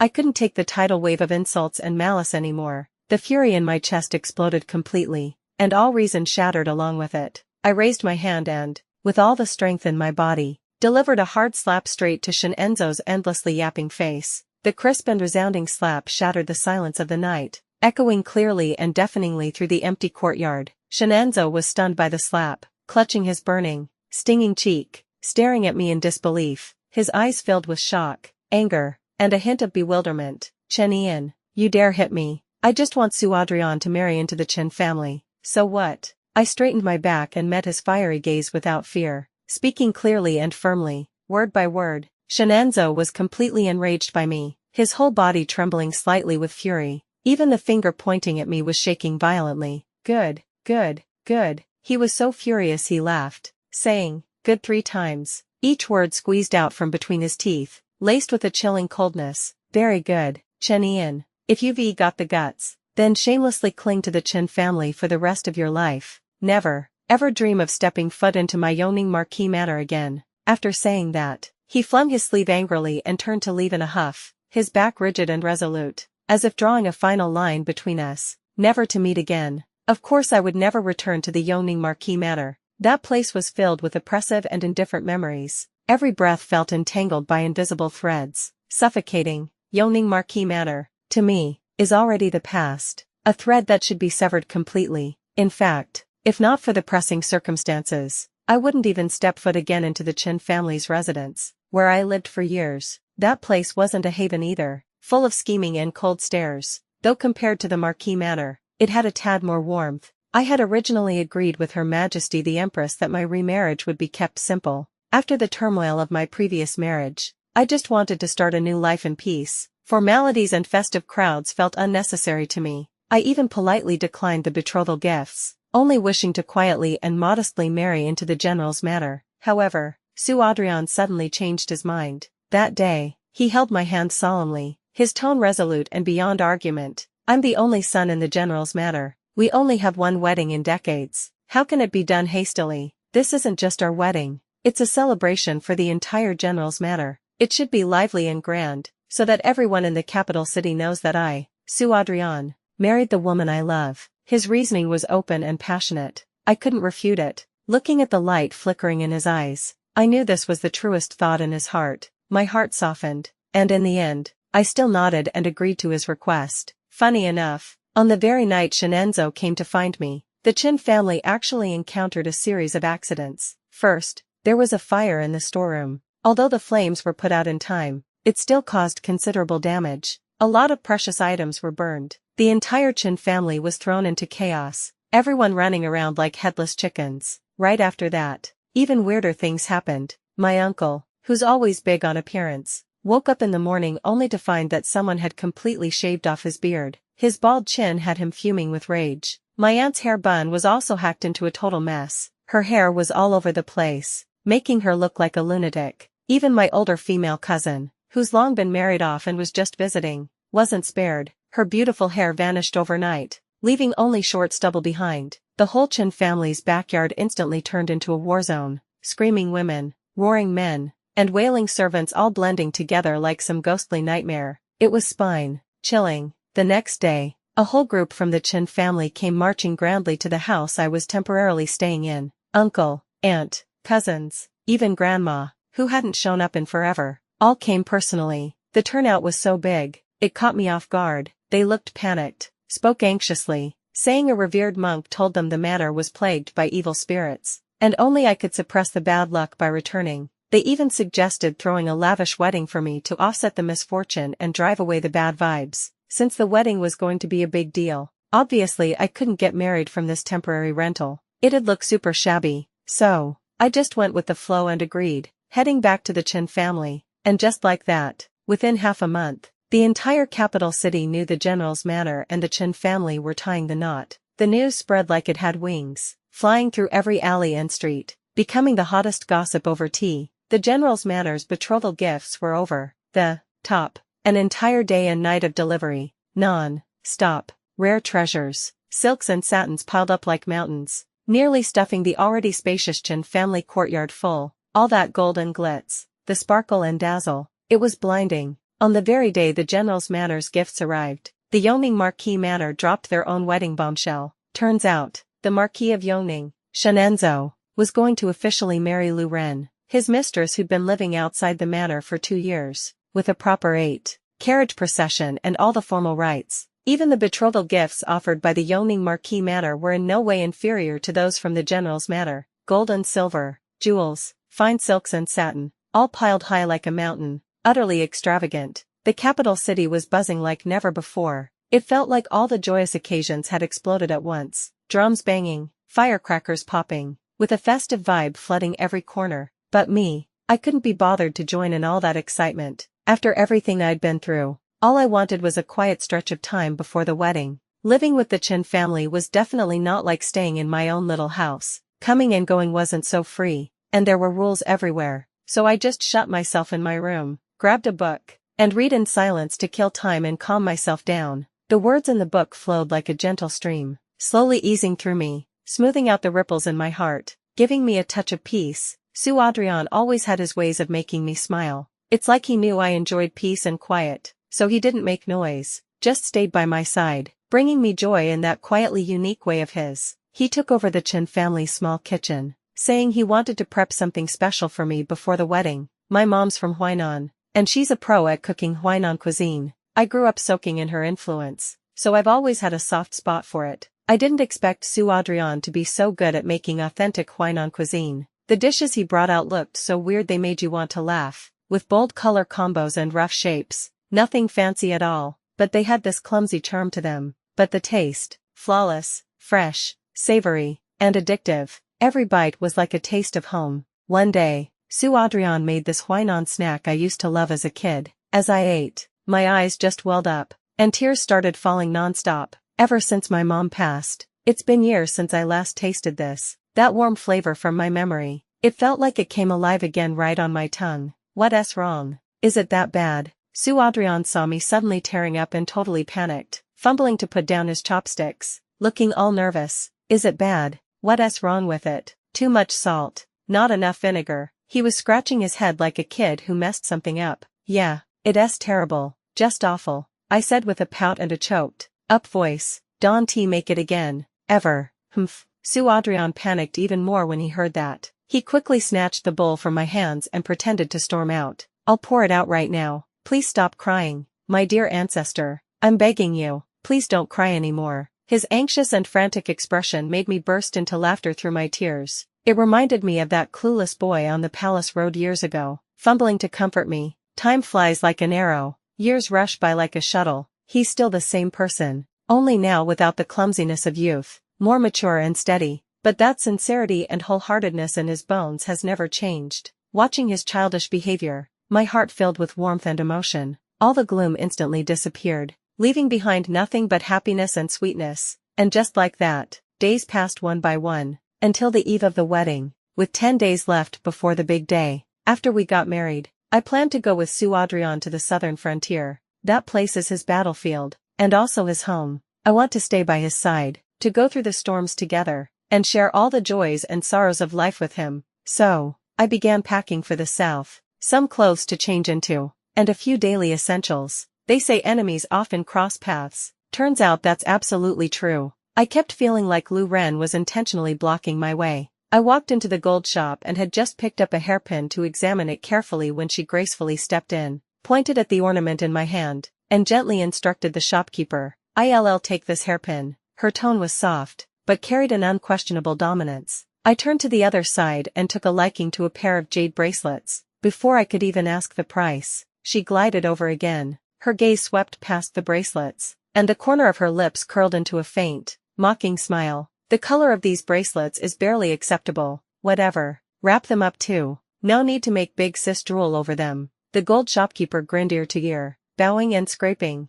completely ignoring me. A nameless anger welled up inside me, so I flicked my sleeve and left, thinking I'd go check out the rouge shop instead. Who knew? The moment I stepped over the threshold of the rouge shop, I saw that same familiar flamboyant figure again. I picked up a box of rouge, just casually flipping through it, and Lu Ren instantly came over, cooing at the shopkeeper. These few boxes of rouge have nice colors. Wrap them all up and send them to the Marquis Manor. She glanced at me from the corner of her eye, with a hint of pride and show off. Even when I finally went to the herbal pharmacy to grab a few clearing herbs, Lu Ren still tailed me like a shadow. Ah, sis, the medicine you got. It's all stuff to expel evil and clear internal heat. Lu Ren covered her mouth with a soft laugh. Not loud, but enough for everyone nearby to hear. How restless and fired up must you be, huh? No wonder she's about to become the main wife of the Marquis Manor. Lu Ren now carries herself with a full-blown air of arrogance and entitlement. She's no longer that quiet, refined woman in plain clothes, proud like snow standing against frost. Now she's wrapped in silk and satin, glittering with jewels, like she's desperate to flaunt every ounce of wealth she's got. I had actually been thinking about buying some of the things you used to like, just in case you changed your mind. We could have used them together, you know. Lu Ren kept rambling, full of thinly veiled mockery. But this prescription of yours is just way too cold-natured. I'm too delicate for stuff like that. Can't handle it at all. Then she changed her tone and cooed sweetly at the herbal pharmacy owner. Shopkeeper, get me a few doses of the best pregnancy-preserving medicine you've got. Pregnancy-preserving medicine. It finally clicked. So she's pregnant. No wonder she's strutting around like that. Not even pretending to act all high and mighty anymore. She walks with such grace and light steps. You'd never guess she was expecting. Over 2 months now. Lu Ren leaned in close to me, lowered her voice, a bit smug, a bit provocative. It was during that time when his lordship the Marquis cast everything aside and went all the way to Jiangnan to bring me back. That's when I got pregnant. She was like a knife stabbing right into my heart, every word laced with thorns. I didn't want to get entangled with her, so I walked around her, ready to leave, but she wouldn't let up, blocking my way again. Sister, why bother with all this? Ignoring your own husband's wedding plans, yet rushing over to meddle in your family's marriage matters, really makes no sense. No matter how lavish the general's manor's betrothal gifts are, it's still living under someone else's roof. How can that compare to the dignity of being the Marquis Manor's legal wife? Is your wedding robe ready yet? Lu Ren looked me up and down with disdain. His lordship the Marquis booked up all the Yunjin brocade in the entire capital city 2 months ago, just to make sure I'd be the most glamorous, most dignified bride in the capital. So that's why. No wonder the boss at Yunjin Workshop stammered and refused to sell me any Yunjin brocade. Turns out Shenenzo had booked it all in advance. He sure is willing to spend money on Lu Ren. How ironic. I weighed the prepared herbs in my hand, feeling annoyed, and said coldly to the shopkeeper, Shopkeeper, just these. Wrap them up. I just want this farce to end as soon as possible. But Lu Ren acted like she didn't hear me at all, still clinging to me non-stop. Oh right, sis, you probably already know, right? My wedding date with his lordship the Marquis has been set. It's on the 8th, same day as your wedding with that Chen family guy. Lu Ren covered her mouth and giggled, her eyes full of schadenfreude. Tell me, on that day, will you stay at the Chen family's, or will you shamelessly sneak back to the Marquis Manor to attend my wedding with his lordship? Lu Ren laughed so hard she nearly bent over, completely smug, like she could already see me looking absolutely humiliated. Her laughter was sharp and piercing, like needles stabbing right into my chest. I took the medicine pouch handed over by the shopkeeper, took a deep breath, and tried hard to suppress the fury surging in my chest, spitting out 2 cold words. Move aside. My voice was ice cold, completely emotionless, but Lu Ren seemed to be provoking me on purpose, not moving an inch, still blocking my way with a mocking smirk on her lips. She looked like she was thoroughly enjoying looking down on me and laughing at my misery. I didn't want to waste another word on her, turned to the side, and tried to walk past her to leave. Just as I was about to step over the herbal pharmacy's threshold, Lu Ren suddenly cried out, ah, and fell backward abruptly. Chen Yin. Lu Ren screamed, her voice sharp and shrill, as if she'd suffered some tremendous grievance. Xianxia rushed in like an arrow, caught Lu Ren in his arms, and glared at me with wide, furious eyes. His brows were tightly furrowed, full of blame and rage. He held Lu Ren carefully, like cradling a fragile treasure. Lu Ren's acting skills were honestly masterful. If she'd put them to good use, she might have really accomplished something. Sadly, she poured all her energy into jealousy and scheming, totally wasting her talent. I stared coldly into Xianxia's eyes, not showing the slightest fear or retreat. I didn't believe he hadn't seen what just happened. When Lu Ren mentioned the wedding date, he was already standing at the herbal pharmacy's entrance. He must have clearly seen that I didn't touch her at all, not even the edge of her clothes, but Xianxia chose to ignore it. In the end, he still sided with Lu Ren.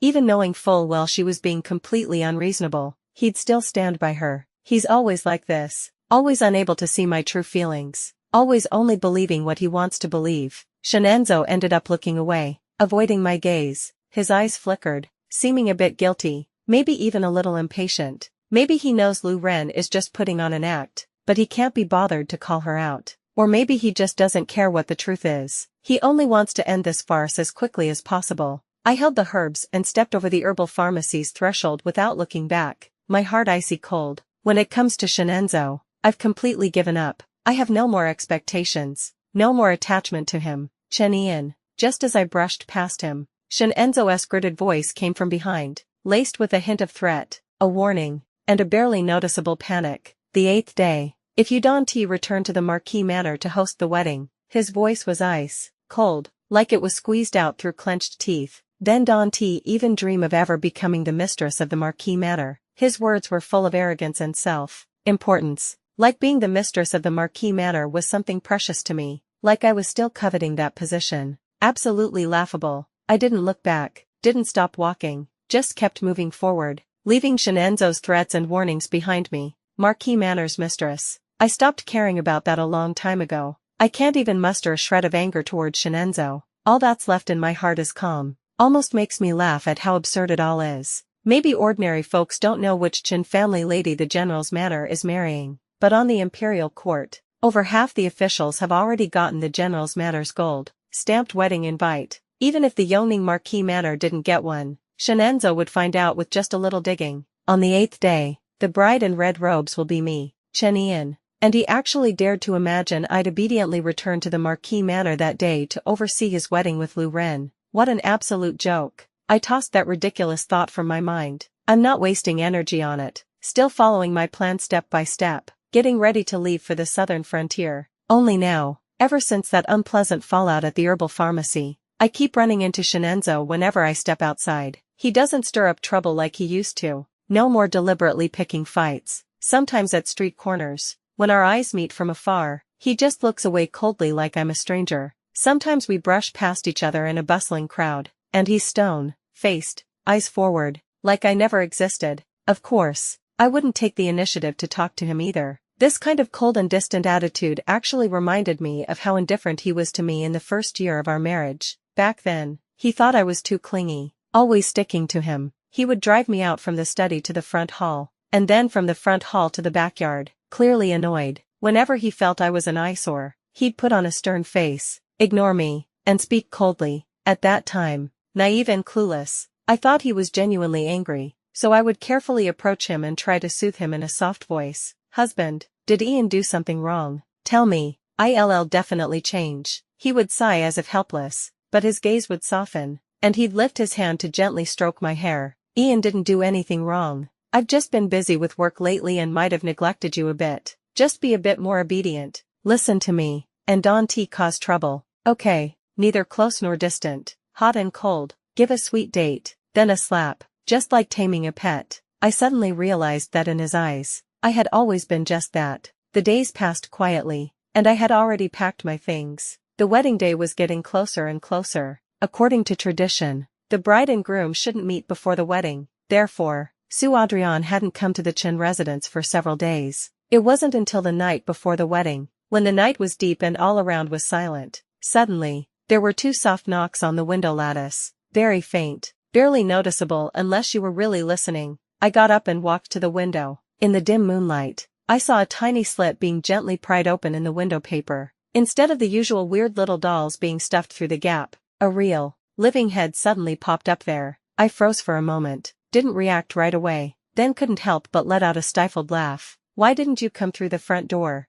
Don't tell me the great general is trying to play cat burglar now, climbing in through windows. I stepped closer, holding back laughter, just about to fully open the window for Adrian, but he raised his hand to stop me. Even in the dim light, I could clearly see the sparkle in his eyes, pure and bright, like the brightest star in the night sky. He stared at me, serious and a little nervous, and softly asked, "Ian, am I really going to marry you?" His voice was low, with a hint of uncertainty, like he was trying to confirm something incredibly important but hard to believe. My heart softened, and I gently nodded, answering firmly, "Yes, tomorrow you'll come to marry me." He pressed on, "And you, are you really going to marry me?" His gaze was intense, as if trying to peer into the depths of my soul, searching for my truest thoughts. I nodded again, replying without hesitation, "Yes, I am willing. I want to marry you." Hearing my reply, he seemed to breathe a sigh of relief, a childlike bright smile spreading across his face. "Young master, no,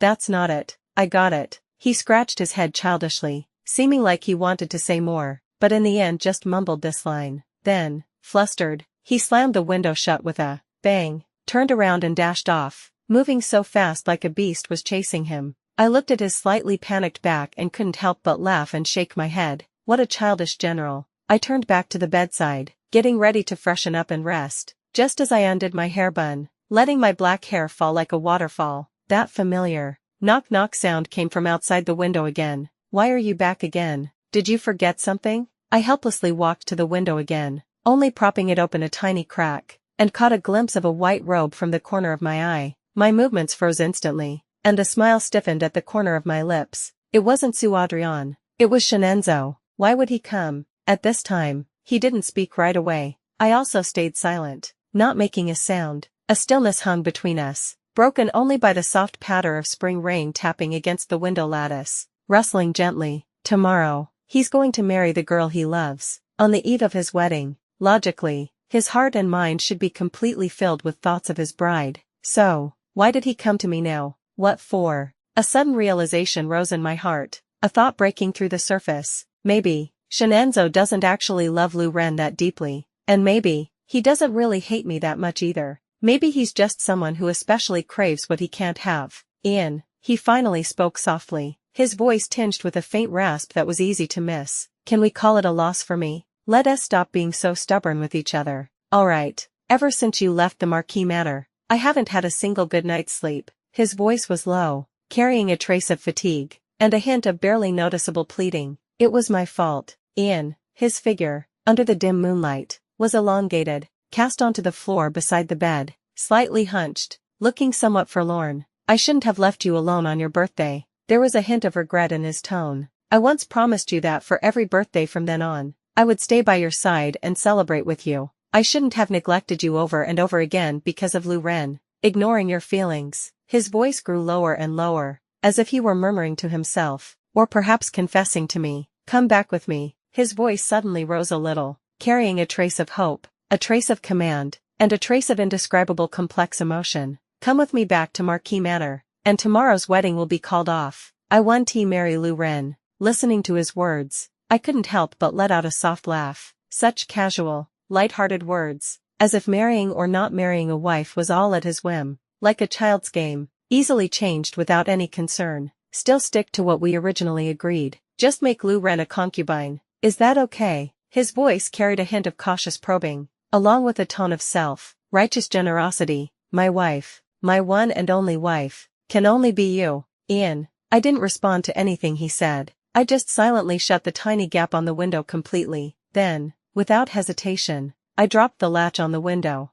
"Ian." Xianxia's voice was suddenly filled with fury, sounding especially sharp and jarring in the quiet of the night. "I've already come begging you like this. What more do you want?" I ignored his roaring question and walked straight to the table to blow out the only candle in the room. The room instantly fell into complete darkness. Outside, there was a moment of silence too, just when I thought he was finally leaving. Suddenly, bang, a heavy object slammed hard against the window. The wooden window lattice let out a strained creaking noise under the pressure. "Let us see how long you can stay stubborn." Xianxia's voice, dripping with shameful anger and hatred, sounded especially cold in the dark. I slept soundly through the night. The next morning, before dawn, the bridal matron came in with a few maids, and the room instantly became lively. They moved gently but were full of cheerful energy as they busily prepared my bridal makeup. Tisk, who did this? A sharp I'd maid noticed something off outside the window. She walked over and swept in a smashed packet of peach blossom pastry from outside. The sweet smell still faintly lingered in the air. During the first year of my marriage with Xianxia, he often brought me a warm packet of peach blossom pastry after work. Back then,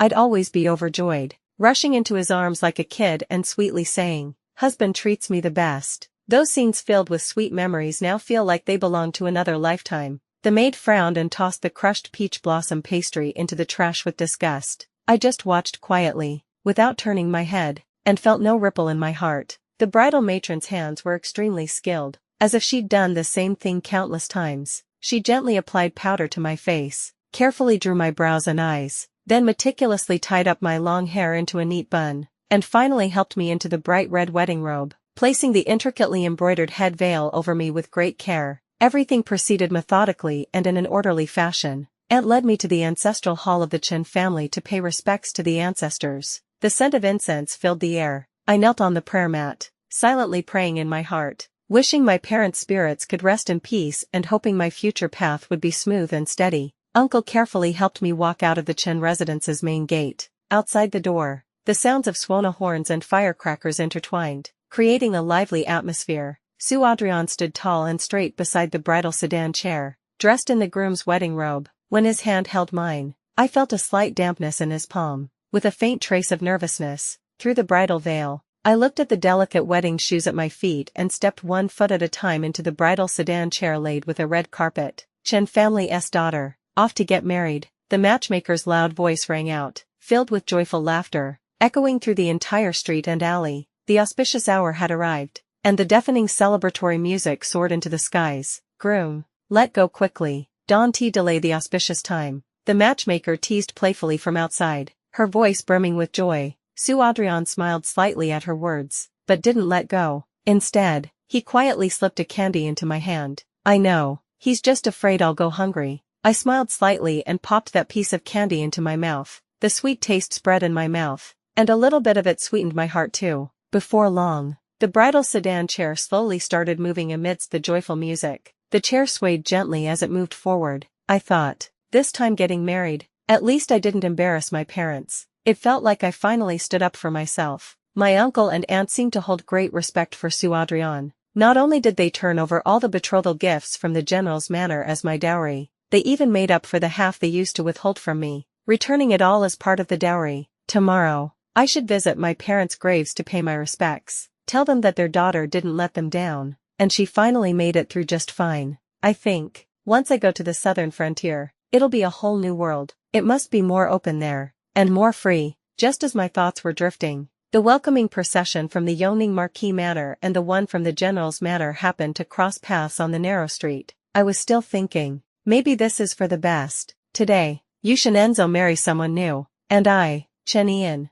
marry someone else too. From now on, we'll each live our own lives, with nothing to do with each other. But some people in this world just have that cursed, tangled fate, so hard to break free from. As the two groups of people passed by each other, a sudden gust of wind blew. That wind carried the unique scent of spring, suddenly lifting the curtain of my bridal sedan chair, and with it, flipping up the veil covering my face. Instinctively, I looked up, caught off guard. I locked eyes with the person in the other sedan chair. The air seemed to freeze in that instant. I saw Shenenzo's slightly stunned face, tinged with a mix of complex emotions. Just one glance, and I calmly lowered my gaze, slowly drew the curtain shut, and covered my veil once again. Behind me came a commotion of chaos and disorder. His lordship the Marquis. What's wrong with his lordship? Hurry, keep moving. Wedding invitation. What wedding invitation? Didn't you already order that anything related to the Chen residence must not step a foot into the Marquis Manor? His lordship.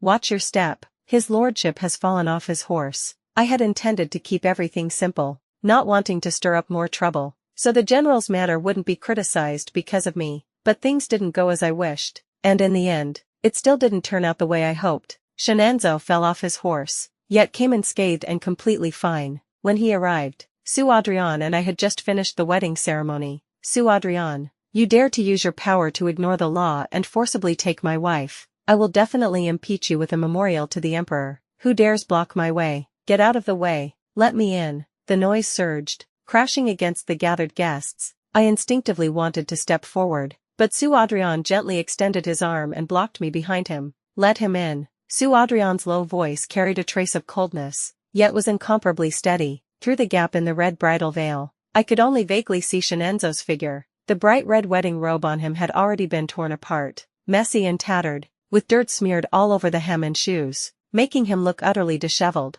Ian, don't be afraid. Xianxia's voice, tinged with a rasp, reached my ears. I knew it. There's no way you would refuse to return to the Marquis Manor. It must be Su Adrian forcing you. Right. You love me so much. How could you willingly marry him? He's using the Empress's power. Xianxia's voice was filled with anger and resentment, accusing Su Adrian. Shut up. I finally couldn't hold back and reprimanded him in a low voice, cutting off his twisted accusations. Xianxia was choked by my sudden scolding, speechless for a moment, frozen in place. Su Adrian held my hand again, the warmth in his palm giving me strength. He gently lifted the red bridal veil covering my face. Darling, go on. Su Adrian looked into my eyes, his tone firm and full of trust. With me here, there's nothing to fear, just be at ease. I lifted my eyes and gazed into Su Adrian's eyes, bright like the stars, reflecting my image, full of tenderness and determination. A warm current surged in my heart, and a smile unknowingly appeared on my lips.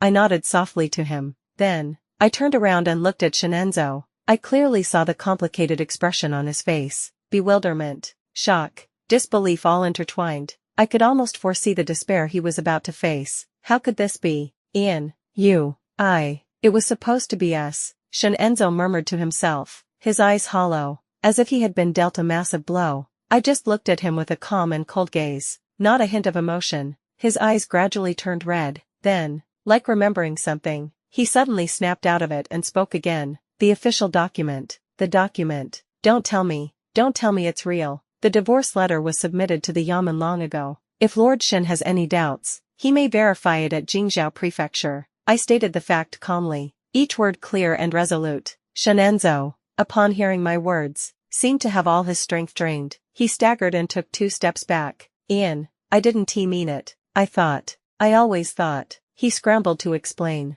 to defend himself, but seemed unable to find the right words. He staggered 2 steps forward again, reaching out, trying to grab my arm. I turned aside in disgust, dodging his touch. No matter what the Marquis once thought, there is nothing between us now. I looked at him coldly, with a hint of mockery in my tone. Now, I am Su Adrian's rightful wife, and the Marquis is to wed a new bride today. Please, Marquis, return to your manor quickly. Don't keep your new bride waiting. My voice was cool and emotionless. The great Marquis of Yongning. I let out a light laugh and returned the words he once said to me in the Marquis manor, word for word, making such a scene. Aren't you afraid of becoming a laughingstock? Xianxia staggered back again, his face pale, as if his soul had left him. Only then did he seem to realize the hall was filled with guests, all eyes on him, filled with curiosity, mockery, even pity. But he himself, with his wedding robe dirty, hair messy, and his hair crown long gone who knows where, looked absolutely miserable, like a clown. How could this happen? How could this happen? He murmured to himself, as if he couldn't accept what he was seeing, or was trying hard to deny something. He looked dazed and staggered backward. Hold it. Su Adrian, who had been silent all this time, finally stepped forward. He gently pulled me behind him, using his tall frame to block Xianxia's gaze. You insulted my aunt, disturbed my bride, and wrecked my wedding. Su Adrian's voice was low and heavy with pressure, carrying unfiltered fury. Fuck this shit. I've been putting up with your crap for way too long. Before the words were even done, Su Adrian suddenly swung his fist and smashed it straight into Xianxia's face without mercy. The General's Manor and Yongning Marquis Manor became the hot topic of gossip, but most of the talk was just mocking Xianxia. Everyone was saying he didn't even know he had already been divorced. The whole capital city knew that General Meng didn't care that Chen Ian had been married before. What he wanted to marry was the former lady of the Marquis of Yongning. Yet Xianxia just had to crash the wedding on the day itself, and then got beat up so badly he couldn't get out of bed.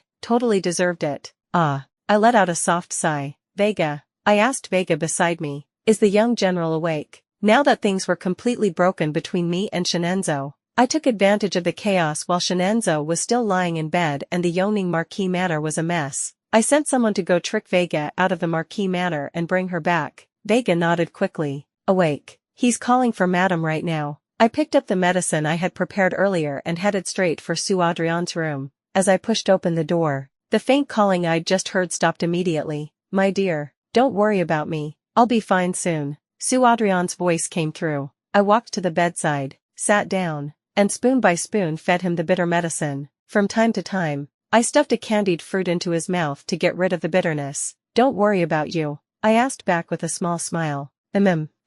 He nodded enthusiastically. I walked out holding the empty medicine bowl. As soon as I stepped out the door, exaggerated cries erupted again from inside. Ow, it hurts like hell, my dear. This leg of mine, it might be useless for life. I shook my head helplessly and pushed the door open again to go back in. In the room, the moaning suddenly stopped again. I put down the empty bowl in my hand and walked to the bedside. Let me take a look. Where exactly did you get hurt? Saying that, I pretended to bend down to pull down his pants. Wife. Sue Adrian's face instantly flushed red, like a cooked shrimp, and he clumsily tried to hide further into the bed. I straightened up inside again, sat down by his bedside. Isn't he just fine? That day at the wedding, I saw it clearly. When he was beating up Xianxia, his moves were fast and precise. Every punch looked like it was aimed to kill, ruthlessly targeting vital spots. Whereas Xianxia, a marquis who only knew how to read books since childhood, at most could only scratch him with a superficial wound. Later, when they were summoned into the palace, he was still perfectly fine. So how did he come back suddenly claiming his leg hurts? And hurting like he's about to die? No less. Wife. Seeing me sit down, he slowly rolled back from inside the bed, cautiously tugging at my sleeve. Will you not want me anymore? He raised his head, looking at me with a pitiful expression, completely different from the fierce and savage look when he beat up Xianxia at the wedding. Looking at his childish demeanor, I gently shook my head. No, I want tea. Then let me ask you something. He still looked all pitiful and stuff. After you divorced Xianxia, you went to the palace to find Aunt. What did Aunt say to you about me? So it was about this. I let out a big sigh of relief, got up, headed out. Darling, I went back to the room, started packing up my stuff. That day, when Her Majesty the Empress mentioned Sue Adrian, you don't know, he covered her mouth and leaned to my ear, whispering 4 words. A cut, sleeve fetish. So back then, I honestly felt like he was the perfect choice. No fights between wives, no stress over kids, no love talk, no romance. Just needed to hold the title of main wife for him. Maybe when he got older, adopt a kid or something to make the elders happy. Darling, I really didn't know about this. Before the wedding, Aunt didn't say a single word about it to me. I wasn't trying to lie to you. As I packed, Sue Adrian's leg suddenly didn't hurt anymore. His back wasn't sore either. He kept circling around me. Darling, you said you wouldn't leave me. Darling, I don't like men. I don't like women. I don't like anyone. He grabbed my sleeve, eyes brimming with tears. Like you. I paused what I was doing, looked at him. I know, I'm not some 3-year-old kid, whatever others say, doesn't make it true. The human heart is the hardest thing to hide, like a sneeze about to burst out, or the affection in a lover's eyes, being stared at every day with such passionate eyes. If I still couldn't sense his feelings, wouldn't that make me unbelievably dense? Sue Adrian's eyes, which still held a trace of hope, dimmed instantly when he heard that. Like a deflated balloon, he slumped down, and the light in his eyes vanished completely. He silently let go of my sleeve, backing away a few steps in confusion, like a child who'd done something wrong. What I mean is, he mumbled, trying to explain, but seemed unable to find the right words. I reached back and grabbed his sleeve, stopping him from backing away further. Does it matter to you? I looked into his eyes and asked softly. Right now, maybe I can like you the way you like me. I spoke honestly about my concerns. My voice was soft, but very clear. I'm not sure if I can love you like that in the future either. Once you've seen the vast ocean, no other waters compare. After going through that kind of hurt, I don't know if I can still love someone wholeheartedly like I used to. But I do know, a sincere heart shouldn't be easily let down, let alone trampled on with malice. But I want to give it a try. I lifted my head, looked firmly at Sue Adrian, my tone serious and tinged with a hint of hope. Would you be willing? Sue Adrian's previously dull eyes suddenly lit up with dazzling brightness, like parched land finally receiving sweet rain. his eyes quickly turned red, filled with excitement and joy, even carrying a hint of disbelief. He stepped forward and hugged me tightly, so hard it felt like he was trying to merge me into his body. My nose tingled slightly too, as a warm surge welled up in my heart. I raised my hand and gently patted his back, a faint smile naturally appearing at the corners of my lips. Then aren't you gonna hurry and help me clean up? He faked being sick for so long, wasting a lot of time for nothing. We still need to finish packing quickly and set out for the southern frontier. On the day we left, a lot of people came to see us off. In front of the general's manor, carriages and horses lined up, the crowd buzzing with voices. A lively scene tinged with a hint of farewell sorrow. Her Majesty the Empress was the most reluctant to part, her eyes slightly red as she held my hand tightly, giving me countless reminders and instructions. She asked about the climate in the southern frontier one moment, and the next she worried whether I was used to the food and daily life there. So meticulous, like a real mother sending her daughter off on a long journey. Afterwards, Her Majesty the Empress called Su Adrian aside, and the two of them walked a bit away, speaking softly in low voices. I couldn't hear what they said. From a distance, I saw Su Adrian looking solemn, listening earnestly, nodding in agreement from time to time. It was quite a while before they returned. Her Majesty the Empress now held a golden command token, gleaming brightly under the sun. She solemnly placed the token into my palm. "Ian, take this command token." Her Majesty the Empress's voice was slightly choked, yet full of strength. "No travel permits needed.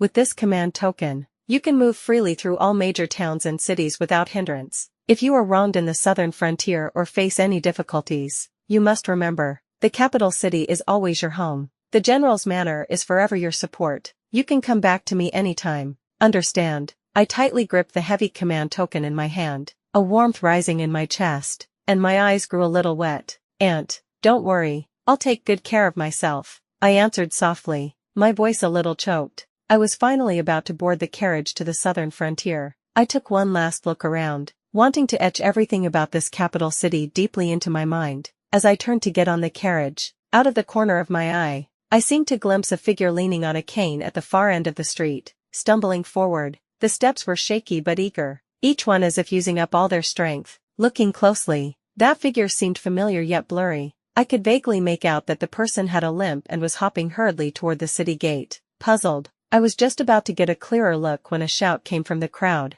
The voice sounded distant, yet somehow familiar. "His Lordship the Marquis, His Lordship the Marquis." Right after that came the urgent sound of horse hooves, getting louder as they quickly chased after our carriage. "Ian, Ian." The wind howled, the carriage wheels creaked, and that faint voice calling out drifted intermittently into my ears. "Ian, turn around, look back at me." The voice was hoarse and urgent, tinged with a desperate plea, echoing outside the desolate city gate. I looked out the carriage window. The rising morning sun spilled countless golden rays, dispelling the chill of dawn and lighting the road ahead. The gentleman beside me, dressed in military garb, looked valiant and dashing, riding a tall horse, keeping pace with my carriage. He had a smile in his eyes, the corners of his mouth slightly lifted, his curved gaze filled with gentleness and resolve. Gazing at me with deep affection, I withdrew my gaze from the distance, turned my head, and gave him a faint smile in return. In my heart, I already understood. Everything in the past was like fleeting clouds. No need to look back, no need to cling on.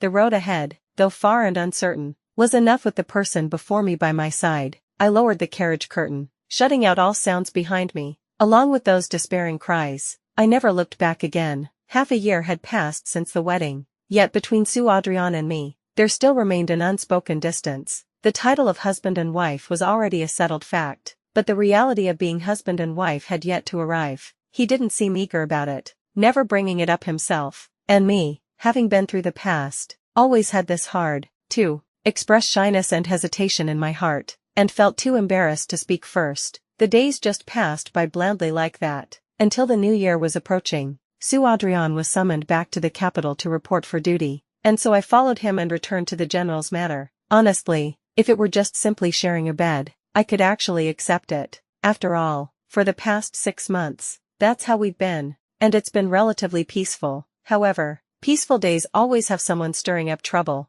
Xianxia, he actually started showing up in my life again and again. He and Lu Ren still hadn't officially gotten married. He was even stingy about giving her the title of a concubine. I heard Lu Ren doesn't try to run away anymore these days either. she changed to a different way of tormenting herself. And Xianxia too, by constantly trying to kill herself, always threatening to die at the drop of a hat. If things didn't go her way, she'd either cry about jumping into the lake or grab a rope to hang herself. Basically, in her world, it's like there's no one else but Xianxia. Without Xianxia, she just can't live. On our first day back in the capital, we ran into them on the street. She was 9 months pregnant, her belly huge, but still refused to behave. Actually stood alone by the freezing moat with that belly. Xianxia was by her side, anxiously trying to persuade her, his expression haggard, his tone filled with deep helplessness and exhaustion. You're completely out of it all day. Your mind totally fixated on that woman. Are you really just waiting for her to come back? Lu Ren shouted hoarsely, her voice sharp and piercing. She's already married to someone else. She's another man's wife now. Don't you get it yet? She betrayed you. She doesn't want you anymore. Her words were full of resentment and unwillingness, as if she wanted to unleash all her grievances and fury onto Xianxia. If you dare look at her one more time, I'll die right in front of you. Before she even finished her sentence, whether it was because she was too worked up or because the ground was slippery, Lu Ren's body suddenly wobbled, and she actually fell straight into the icy cold river. In the dead of winter, the river water was freezing to the bone. From that fall, the baby naturally couldn't be saved, and Lu Ren herself nearly lost her life. When she was pulled out, she was barely breathing, hanging on to life by a thread. Ever since then, Xianxia became like a ghost, often seen wandering near the general's manor. Of course, he didn't dare step through the gates of the general's manor, just loitered outside the residence, especially fond of standing by the wall nearest to Mai and Su Adrian's courtyard, like a wandering lonely ghost, his figure desolate and eerie. I always felt a bit creeped out, uneasy in my heart, so I thought about talking to Su Adrian to switch to a room a bit farther away. Su Adrian heard my idea but flat out refused, rejecting it outright. Would little master like me be scared of him? He spoke firmly, with a hint of disdain, as if Xianxia in his eyes was just a clown, not worth fearing. Then, he started what he called his counterattack, or rather, his performance. Having lived with Su Adrian day and night for these past 6 months, I thought I knew him well enough. Turns out, he always managed to surprise me, again and again. Maybe shock would be a more fitting word. Late at night, from the room next door, came waves of sounds that made one blush. Husband, go easy. The voice was deliberately lowered, yet carried a clear flirtatious tone, sounding weird and forced, making one feel utterly uncomfortable. Husband, don't. Right after that came another moan, even more exaggerated than the last, and even more unbearable. Hubby, faster, faster. The voice was strained, sharp, and grating. Every word carried an indescribable innuendo, performed with such exaggerated realism it felt over the top, making one want to cover their ears and flee the painfully awkward scene. My face flushed red, my body burning up. I wanted nothing more than to rush over and shut his mouth, to put an end to this ridiculous farce. I couldn't take it anymore. Blushing, I pleaded softly for him to stop this childish behavior. Su Adrian, cut it out, stop it already, but he refused to let up. Instead, he doubled down, moaning even louder and more theatrically. No, wifey, we can't stop. If we stop now, won't people doubt your man's prowess? He argued back self-righteously, with a hint of smugness in his tone, as if his performance was brilliant and essential. I was completely at a loss, flustered and annoyed by his antics, both embarrassed and angry. In the end, I could only sigh helplessly, admit defeat, and, as if surrendering, wrapped my arms around his head and pressed my lips against his, sealing his mouth shut with mine. The sound in the room abruptly came to a halt. Everything fell silent, only the sound of our rapid breathing remained, unusually clear in the stillness of the night. Su Adrian froze completely, like someone had cast a petrification spell on him. He didn't move at all, and his already flushed cheeks instantly turned a deep purplish red, like a fully cooked shrimp, his whole body radiating scorching heat. He stared at me with wide eyes, full of disbelief, his gaze packed with shock, bewilderment, and a barely noticeable delight. After a brief moment of silence, he slowly came back to his senses, his eyes gradually growing deep and intense, like a night sky filled with inky stars, sparkling with a mesmerizing glow. Darling, one more kiss. Okay. His voice was low and hoarse, with a subtle tremble, filled with longing and anticipation, like a greedy child asking for their favorite candy. I looked into his inky eyes, as if under some kind of magical spell, and without thinking, I leaned in again and gently planted a kiss on his lips. It was just a light kiss that broke off immediately, yet it seemed to ignite the long, suppressed flames in both our hearts, spiraling out of control in an instant. In the next moment, he took the lead, turning passive into active, wrapping his arms tightly around my waist, deepening the kiss, conquering and ravaging, leaving me no chance to catch my breath. A night of passion, overflowing with springtime lust. From that moment on, no one ever doubted Sue Adrian's abilities again. A year after the wedding, new life began to grow in my belly, and this joy wrapped around me as gently as the warm sun of spring. With the borderlands at peace and the wars long ceased, Sue Adrian submitted a transfer request to the court, hoping to take me back to the capital city. After all, the general's manor's roots were always there, and it was time to return. The capital city, after a year apart, felt both familiar and foreign. So much had truly changed. The most obvious change was that there was no more news of Lu Ren. The woman who once turned the world upside down for Xianxia seemed to have completely vanished from the hustle of the capital city. Rumor had it that after she lost her child, Lu Ren's mind completely shattered, crying and screaming in the Marquis Manor every day, desperate for death, capable of all sorts of extreme behavior. In the end, in a fit of midnight madness, she set her own bed curtains on fire. The fire spread rapidly, engulfing the entire Marquis Manor and swallowing her young life along with it. That massive blaze nearly burned the Yoning Marquis Manor to the ground, wiping out all traces of its former glory. And most of the manor's wealth went up in flames too. Xianxia got half his face severely burned trying to put out the fire, completely disfigured. So, when I returned to the capital city again and stood outside the general's manor, that ghostly figure wandering around like a lost soul was gone. Actually, over the past half year, I had 2 brief encounters with him on the streets of the capital city. The first time, Sue Adrian was all excited to take me to the opera. The opera house was bustling, filled with the sounds of strings and flutes. Sue Adrian and I were upstairs in a private room, totally absorbed in the performance. By the time it ended, it was already late, and Sue Adrian and I walked out of the restaurant side by side. In the dim lights, I accidentally caught a glimpse of a man in coarse clothing standing silently across the street, staring at the restaurant. That figure looked kind of familiar, and a bit forlorn. Looking closely, I realized it was Xianxia. A year ago, at that much anticipated wedding, he publicly humiliated Her Majesty the Empress, enraging the Emperor, who then stripped him of his title in fury. That fire half a year ago ruined his face and completely stripped him of his former official rank and influence. These days, you'd never recognize him as the guy once draped in brocade and fine clothes, just rough linen now, totally down and out. That old confidence and flair, long gone, worn away by time. He just stood there all alone, like a shadow forgotten in some corner, completely out of place in the noisy, bustling crowd. I was trying to get a better look when Xianxia seemed to sense my gaze. He quickly lowered his head and turned around, vanishing into the crowd. The second time we crossed paths felt more like a random brush in passing. That day, someone delivered a letter to the general's manor. Sue Adrian and I were just heading out and bumped straight into the courier. The guy wore a courier's outfit, head down, hurriedly handing over the letter. Looked like he was rushing to his next stop. I took the letter and barely glanced at his back before Sue Adrian and I got on the carriage. Back at the manor, I opened the envelope. Just a single note inside, written in familiar handwriting. In youth we fail to value sincerity, mistaking glass for pearls. Sue Adrian curiously leaned in for a look, and when he saw the content on the note, he immediately snorted with laughter and said disdainfully, "You're over 20 and still calling yourself young. Shameless." After speaking, he rudely tore the note to shreds, the scraps fluttering down to the floor like a declaration that everything from the past had vanished into smoke. Not worth mentioning,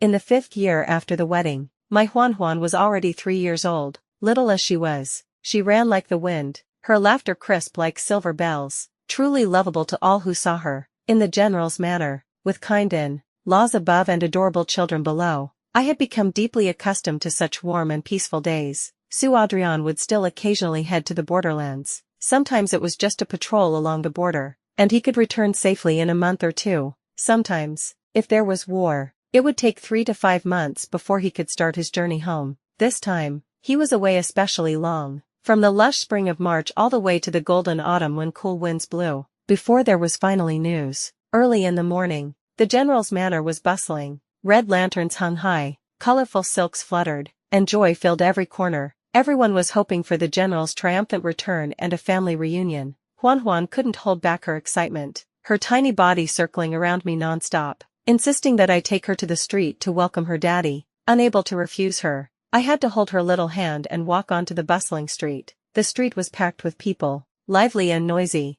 Huan excitedly broke free from my hand, darting around like a happy little bird, and in the blink of an eye, she had run far away. My heart skipped a beat as I hurried my pace, anxiously searching for her small figure in the crowd. Finally, at a street corner, I saw her. A man in patched cloth clothes was squatting beside her, holding a package of oil, paper-wrapped peach blossom pastry, softly saying something to her. All my attention was on Huan, so I didn't get a good look at the man's appearance. I only noticed his simple clothes and lonely expression, guessing that life wasn't easy for him. Yet he still bought Huan peach blossom pastry. This kid loves that the most. Just as I was about to step forward, Huan's eyes suddenly lit up, her little face blooming with a bright smile as she exclaimed in surprise, "Daddy!" The peach blossom pastry in her hand scattered all over the ground. She stretched her little legs and dashed forward like an arrow leaving the bowstring. At the same time, I also saw that familiar figure, dressed in military uniform, standing tall and proud.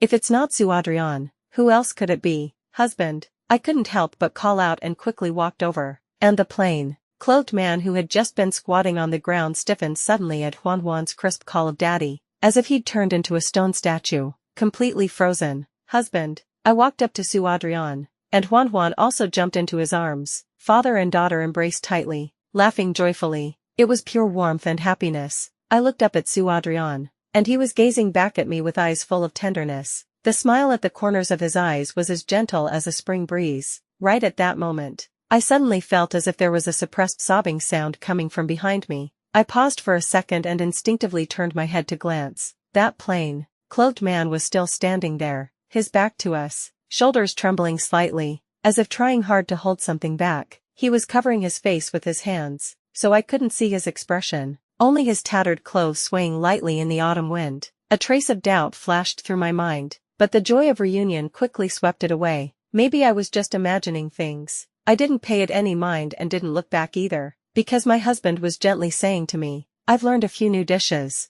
all in your favorite flavors. Darling, let's go home and I'll make them for you to try." His voice was low and tender, with a hint of urgency to return home and deep affection for his family. My heart warmed, and I tossed aside that fleeting odd feeling from earlier, gripped his hand tighter, and smiled as I replied, "Okay." The three of us held hands and walked in the direction of home, leaving everything behind us, like it no longer had anything to do with us. Sue Adrian grew up getting beat. This was an open secret at the general's manor, and also the most vivid memory of his childhood. He was the only heir in the general's manor, and the old madam doted on him like crazy. How could she possibly bear to let him face the blades and bloodshed on the battlefield? She always said, "The battlefield is a man's grave." Her Adrian was meant to grow up safe and happy in the capital city, carry on the family legacy, and have lots of children. But of all things, this brat Sue Adrian just wasn't the type to sit still. Those Confucian texts were basically lullabies to him. He'd pick up a book, read a couple pages,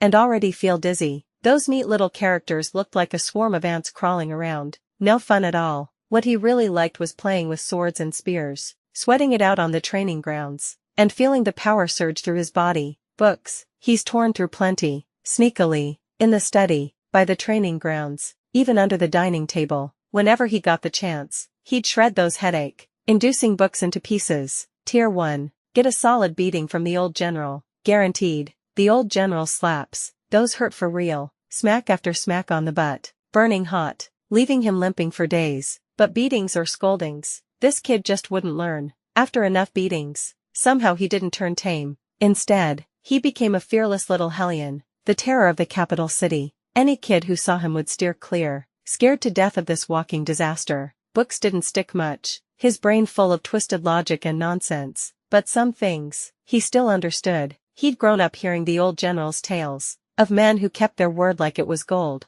of heroes who always followed through. Slowly, a sense of right and wrong grew in him, like, a gentleman's promise is worth 1,000 gold pieces. That one, he kept it in his heart. He made a promise to that little girl crying in the rain. He wouldn't marry anyone else, only her. That was a promise made in youthful recklessness, yet it took root in his heart, sprouted, and bloomed into a stubborn, unyielding flower. He always remembered it, firmly etched in his mind. guarding that promise from his youth like a treasured possession. But the little girl seemed a bit afraid of him. Those clear eyes, every time they met his gaze, would dodge away in panic like a startled fawn. A trace of barely noticeable frustration stirred in Sue Adrian's heart. It was all his fault. He'd gotten used to keeping a stern face, always looking fierce and intimidating. Even the servants in the manor were scared stiff of him, let alone such a delicate little girl. He sighed quietly to himself, his rough fingers unconsciously rubbing the hilt of the sword at his waist, trying to make himself look less frightening. He'd specifically instructed the house steward to find the best healing medicine, personally inquired about its effectiveness, and repeatedly emphasized that it must be delivered to the little girl as soon as possible. He wanted to know if she'd received it, if her injuries had improved, but his pride stopped him from asking directly, so he could only worry in silence. He still remembered barging into the Chen family in a fury, cornering that weasel, faced Chen Fengji in the study, and giving him a harsh beating.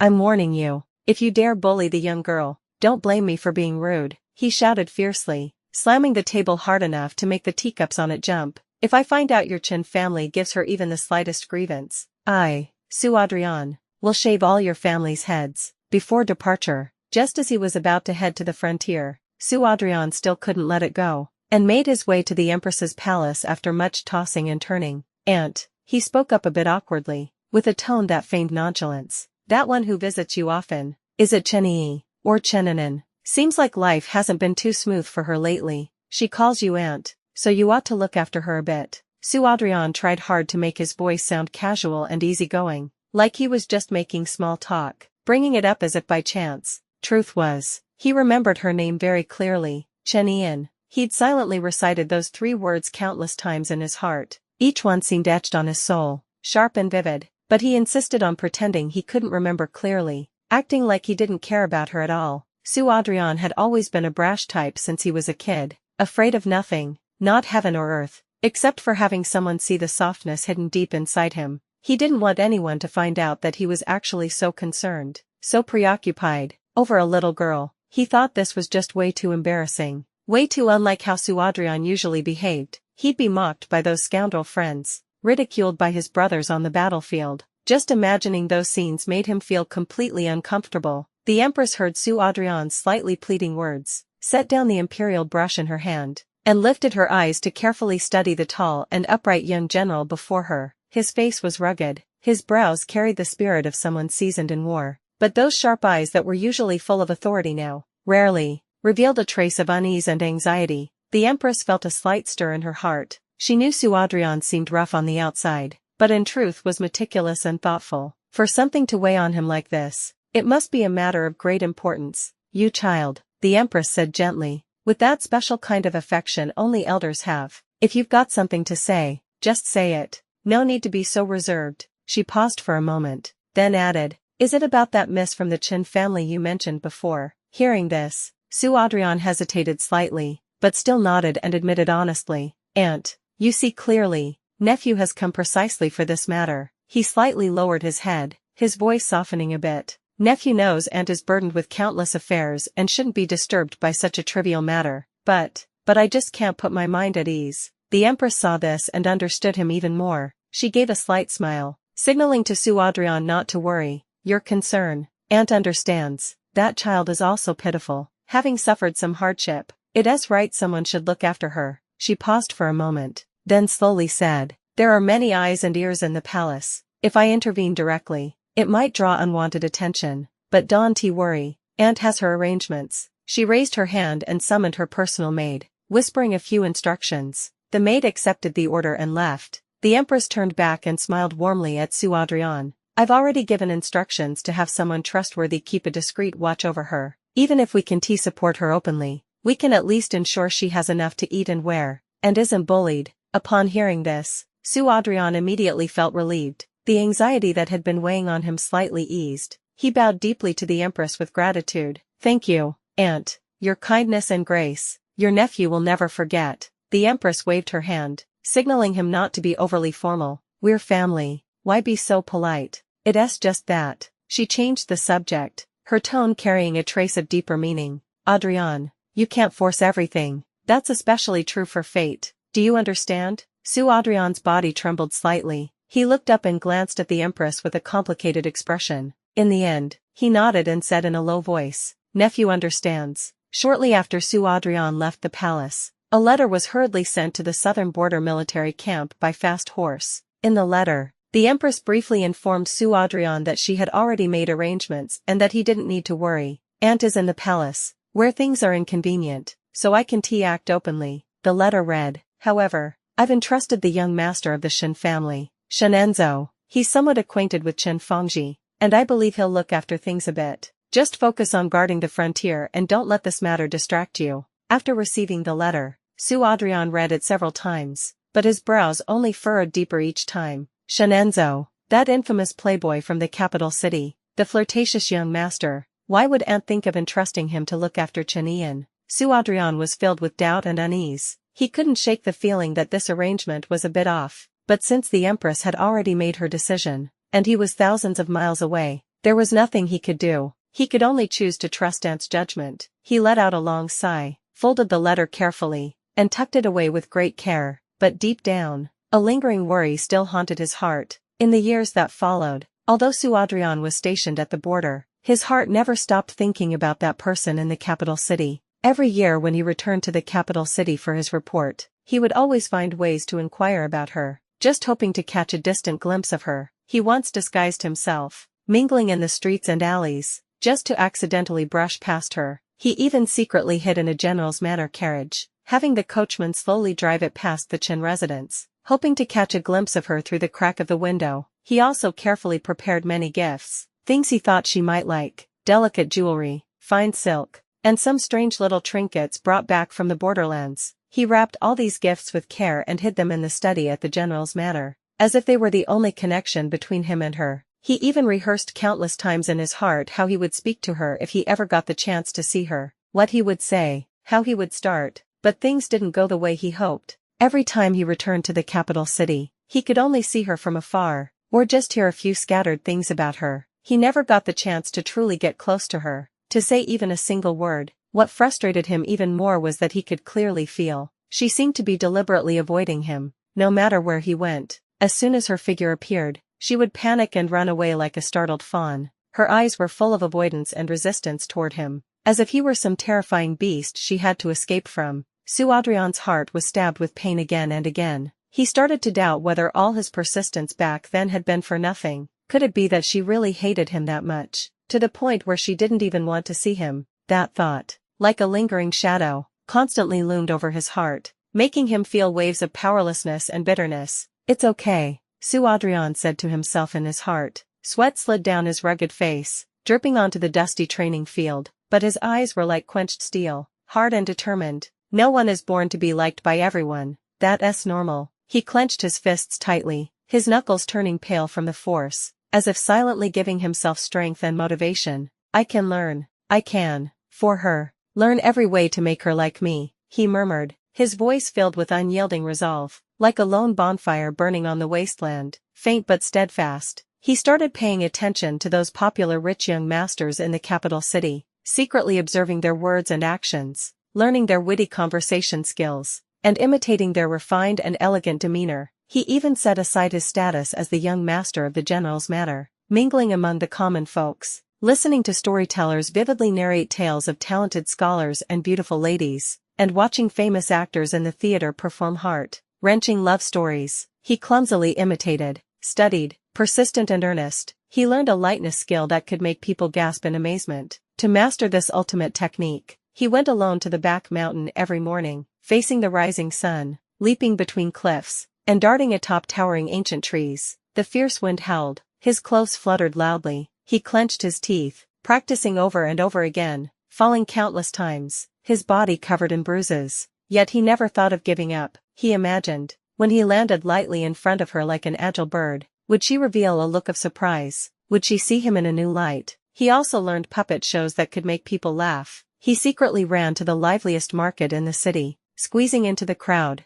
watching those folk artists perform puppet shows. He carefully observed the puppeteers' manipulation techniques, seriously studying their humorous and witty lines, then went back to the mansion, locked himself in his room, and practiced over and over in front of the mirror. His fingers were rubbed raw by the puppets, and his throat turned hoarse from constantly changing his voice. but he thoroughly enjoyed it. He fantasized that, when he used these lifelike puppets to perform a splendid love story in front of her, she might burst into hearty laughter, and maybe she'd think he wasn't actually that rough and boring. He also learned ventriloquism that could produce all sorts of sounds. To master this unusual skill, he went deep into the mountains and forests, mimicking all kinds of bird calls and insect chirps in the open valleys, learning the sounds of wind and rain. He practiced in front of waterfalls, trying to make his voice as mighty and roaring as a surging river. He practiced in the breeze, aiming to make his voice as delicate and gentle as drifting willow fluff. He hoped that, when he used ventriloquism by her ear to mimic all kinds of wonderful sounds, she might find it novel and interesting,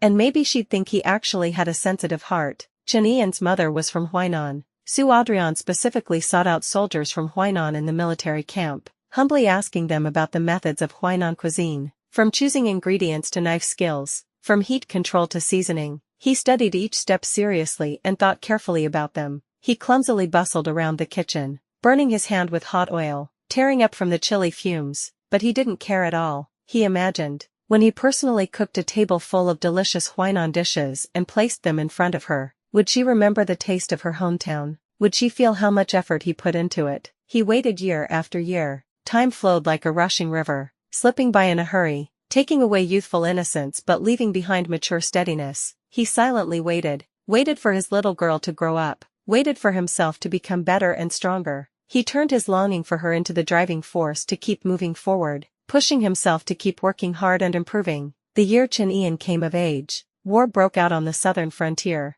and news came of an enemy invasion. This was a tough battle that concerned the safety of the nation, and his own fate. What a golden opportunity. In Su Adrian's heart, a burning flame ignited. He knew this was a chance granted by heaven, a chance to prove himself, a chance to win her heart. He was determined to win this battle. He wanted to wash away the reputation of being a spoiled rich kid with glorious military achievements, to prove he wasn't good for nothing. He wanted to return to the capital in full glory. He wants to return to her side, carrying the glory of victory and a heart full of love. Then, with his battle merits, he will request an imperial decree from the emperor to marry his little girl. Oh no, before that, he has to make her like him first. Although many people say that marriage is a matter of the matchmaker's word, many couples even get married hastily without meeting each other before, but his little girl is different. He can't bear to let her suffer even the slightest grievance. He hopes his marriage is built on mutual affection, not on cold rituals and societal constraints. What if on the wedding night, she cries her heart out because she's scared of him? That would be terrible. The corners of his mouth curve up slightly, outlining a confident smile. He believes that as long as he works hard enough, as long as he's sincere enough, one day he'll walk into her heart and let her see the gentle and fiery heart hidden beneath his rough exterior. Su Adrian has pictured that scene in his mind countless times. With every battle he goes through, that scene replays in his heart, becoming clearer and more urgent. He must win, for that scene, for that person who's always on his mind. Then, he will return triumphantly to the capital city, using all the tricks he painstakingly learned to make people happy. He will tease Chen Yan, make her smile, and fill her heart with joy. He wants to make her fall for him, to want to marry him willingly. He wants to stand in the Golden Throne Hall, in front of all the civil and military officials, and use his glorious military achievements to earn an imperial edict granting the marriage. He wants to give her a grand wedding watched by the whole nation, making her the happiest, most dazzling bride in the world. Finally, he won.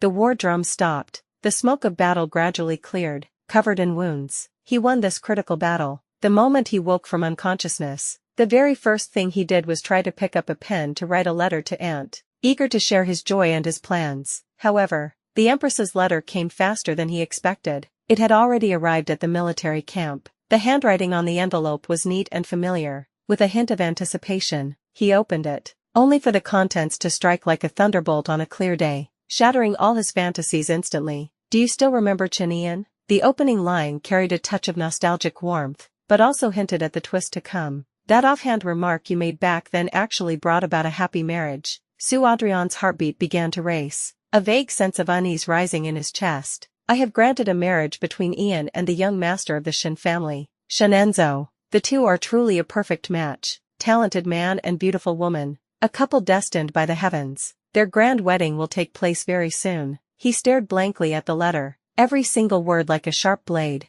fiercely stabbing his heart. He started to doubt whether he was still dreaming. This must be a hallucination from the battlefield, a trick of his exhausted mind. To confirm, he suddenly raised his hand and slammed it hard against the wound on his chest. Intense pain spread instantly, clearly reminding him that this was no dream. In disbelief, he struck again, harder. The pain was even more severe, yet it still couldn't wake him from this cruel reality. He finally understood. This wasn't a dream. This was really happening. He felt as if his heart was being tightly squeezed by an invisible giant hand, then slowly and mercilessly torn apart. The pain was indescribable, like countless steel needles piercing him at once, or like being thrown into a freezing abyss, chilled completely from the inside out. So this is what heartbreak feels like. So heartbreak is actually this painful, this utterly despairing. Sue Adrian grabbed the reins wildly and swung himself onto a horse. He didn't look closely, just randomly picked one that looked decent. The army doctor was still shouting hoarsely behind him,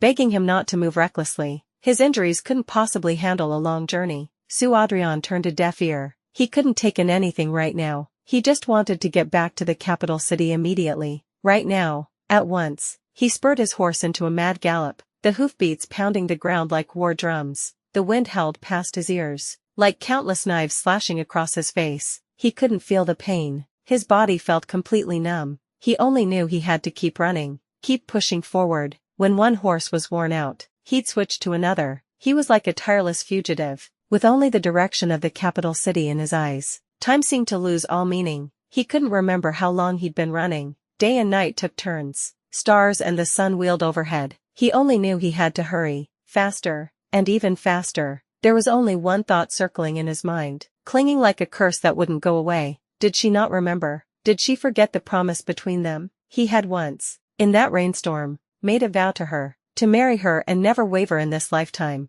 Could it be that those words, those promises, were just fleeting clouds to her, vanishing in an instant? He had to go back. He had to ask her face what the hell this was all about. He had to ask her in person. Was she really going to marry someone else? By the time he finally reached the capital city, the sky had already turned completely dark. The night had fallen over this bustling capital, but it couldn't conceal the festive vibe lingering in the air. On Chang'an Street, lanterns and decorations lit up every corner, red silks blazing like fire, as if to dye the whole night sky red. Deafening sounds of celebration came from all directions, converging into a joyful torrent that slammed into his eardrums. He still carried the scent of gunpowder from the battlefield. His armor was mottled with blood, and his face was covered in dust and wounds. He brushed past those beaming grooms, completely out of place, like a ghost crawling out of hell. He saw smiles blooming on every face, joy that came from the heart, genuine and intense, but he couldn't feel a shred of happiness.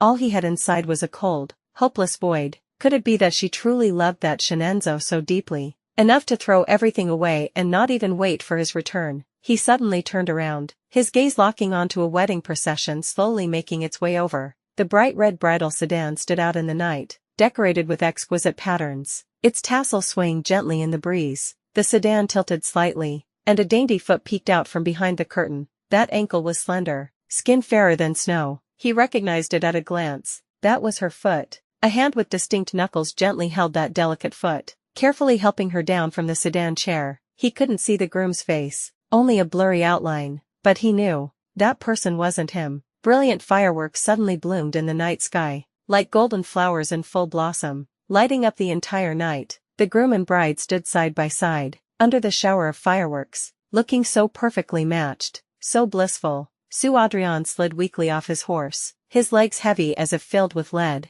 Unable to support his body any longer, he staggered into a dark corner, leaned against the cold wall, and slowly squatted down. The sorrow he could no longer suppress surged out like a flood breaking its dam. He covered his face and cried silently. Tears blurred his vision, and also blurred the last sliver of hope in his heart. Sue Adrian thought this life of his would just stay like this. The border's wind and sand battered his face day after day, like ruthless carving knives. Life in the military camp was still busy. Drills, patrols, handling military affairs. He buried himself in endless work, trying to numb that faintly aching heart. He's not going back to the capital city anymore. The capital city, the place that once carried all his dreams and hopes, now feels nothing but cold and bleak to him. He's afraid to return, afraid to touch those wounds that can never heal again, afraid to feel that bone, deep despair once more. Everything about the capital city is tied to her, tied to the love he lost. He doesn't dream anymore. Those beautiful visions of the future, those sweet fantasies about him and her, all burst like soap bubbles in the face of cruel reality, fragile and gone without a trace. He once believed that if he just worked hard, if he just kept going, he could win her over. Now he understands. Some things can't be earned no matter how hard you try. Some fates are like flowers in a mirror or the moon in water, beautiful but untouchable. He doesn't pine for his little girl anymore. At least, he tries really hard not to. He forces himself not to think about her, not to ask about her, not to remember anything related to her. He tries to slowly wipe her shadow from the depths of his memory, bit by bit, but no matter how hard he tries, her voice, her smile, her face always pop up in his mind when he least expects it, lingering and inescapable, until one day, the peaceful life in the military camp was shattered by a sudden, unexpected letter. The soldier delivering the letter was covered in dust and visibly excited, handing a letter sealed with the imperial court stamp to Sue Adrian. Sue Adrian took the letter with some confusion, a faint unease rising in his heart. Ever since the Empress's last letter, he hadn't received any news from the capital city for a long time. He even deliberately avoided everything related to the capital city, afraid of hearing any news about her again. Tearing open the envelope, the familiar neat handwriting came into view. It was a letter from Aunt. Sue Adrian's heartbeat suddenly quickened, a strange premonition welling up inside him. He took a deep breath, unfolded the letter, and saw just 3 short lines. Huge, great news, just 6 words. Yet they struck Sue Adrian like a bolt from the blue, hitting him straight in the heart. His hand trembled slightly, the knuckles gripping the letter turning white from the force. Huge, great news. What kind of good news could it be? Could it be that the border war had made new progress? Or that the court had some new reward to bestow upon him? Xianxian and Xianenzo have divorced. Sue Adrian's breath suddenly stalled. His eyes stared fixedly at that line on the letter, as if trying to carve those few words deep into his mind. Divorced. Xianxian and Xianenzo got divorced. How is that even possible? He couldn't believe his eyes, muttering those words over and over, trying to make sure he hadn't read it wrong. Are you still going to marry me or not? When he saw those last 5 words, Sue Adrian's mind went completely blank in an instant. He felt like his blood had frozen, all the strength in his body drained away. Marry her or not? Is that even a question? He waited so long, hoped so long. Wasn't it all for this day? His heart, like ashes rekindled, burst into flames once again. He clutched the letter tightly, his nails digging deep into his palm, yet he felt no pain at all. His eyes sparkled again. That was the light of hope, the light of love. The corners of his mouth lifted ever so slightly, sketching a smile of excitement mixed with disbelief. Is he still going to marry her or not? Of course he is. Even if it means walking through fire or blades, he's going to marry her.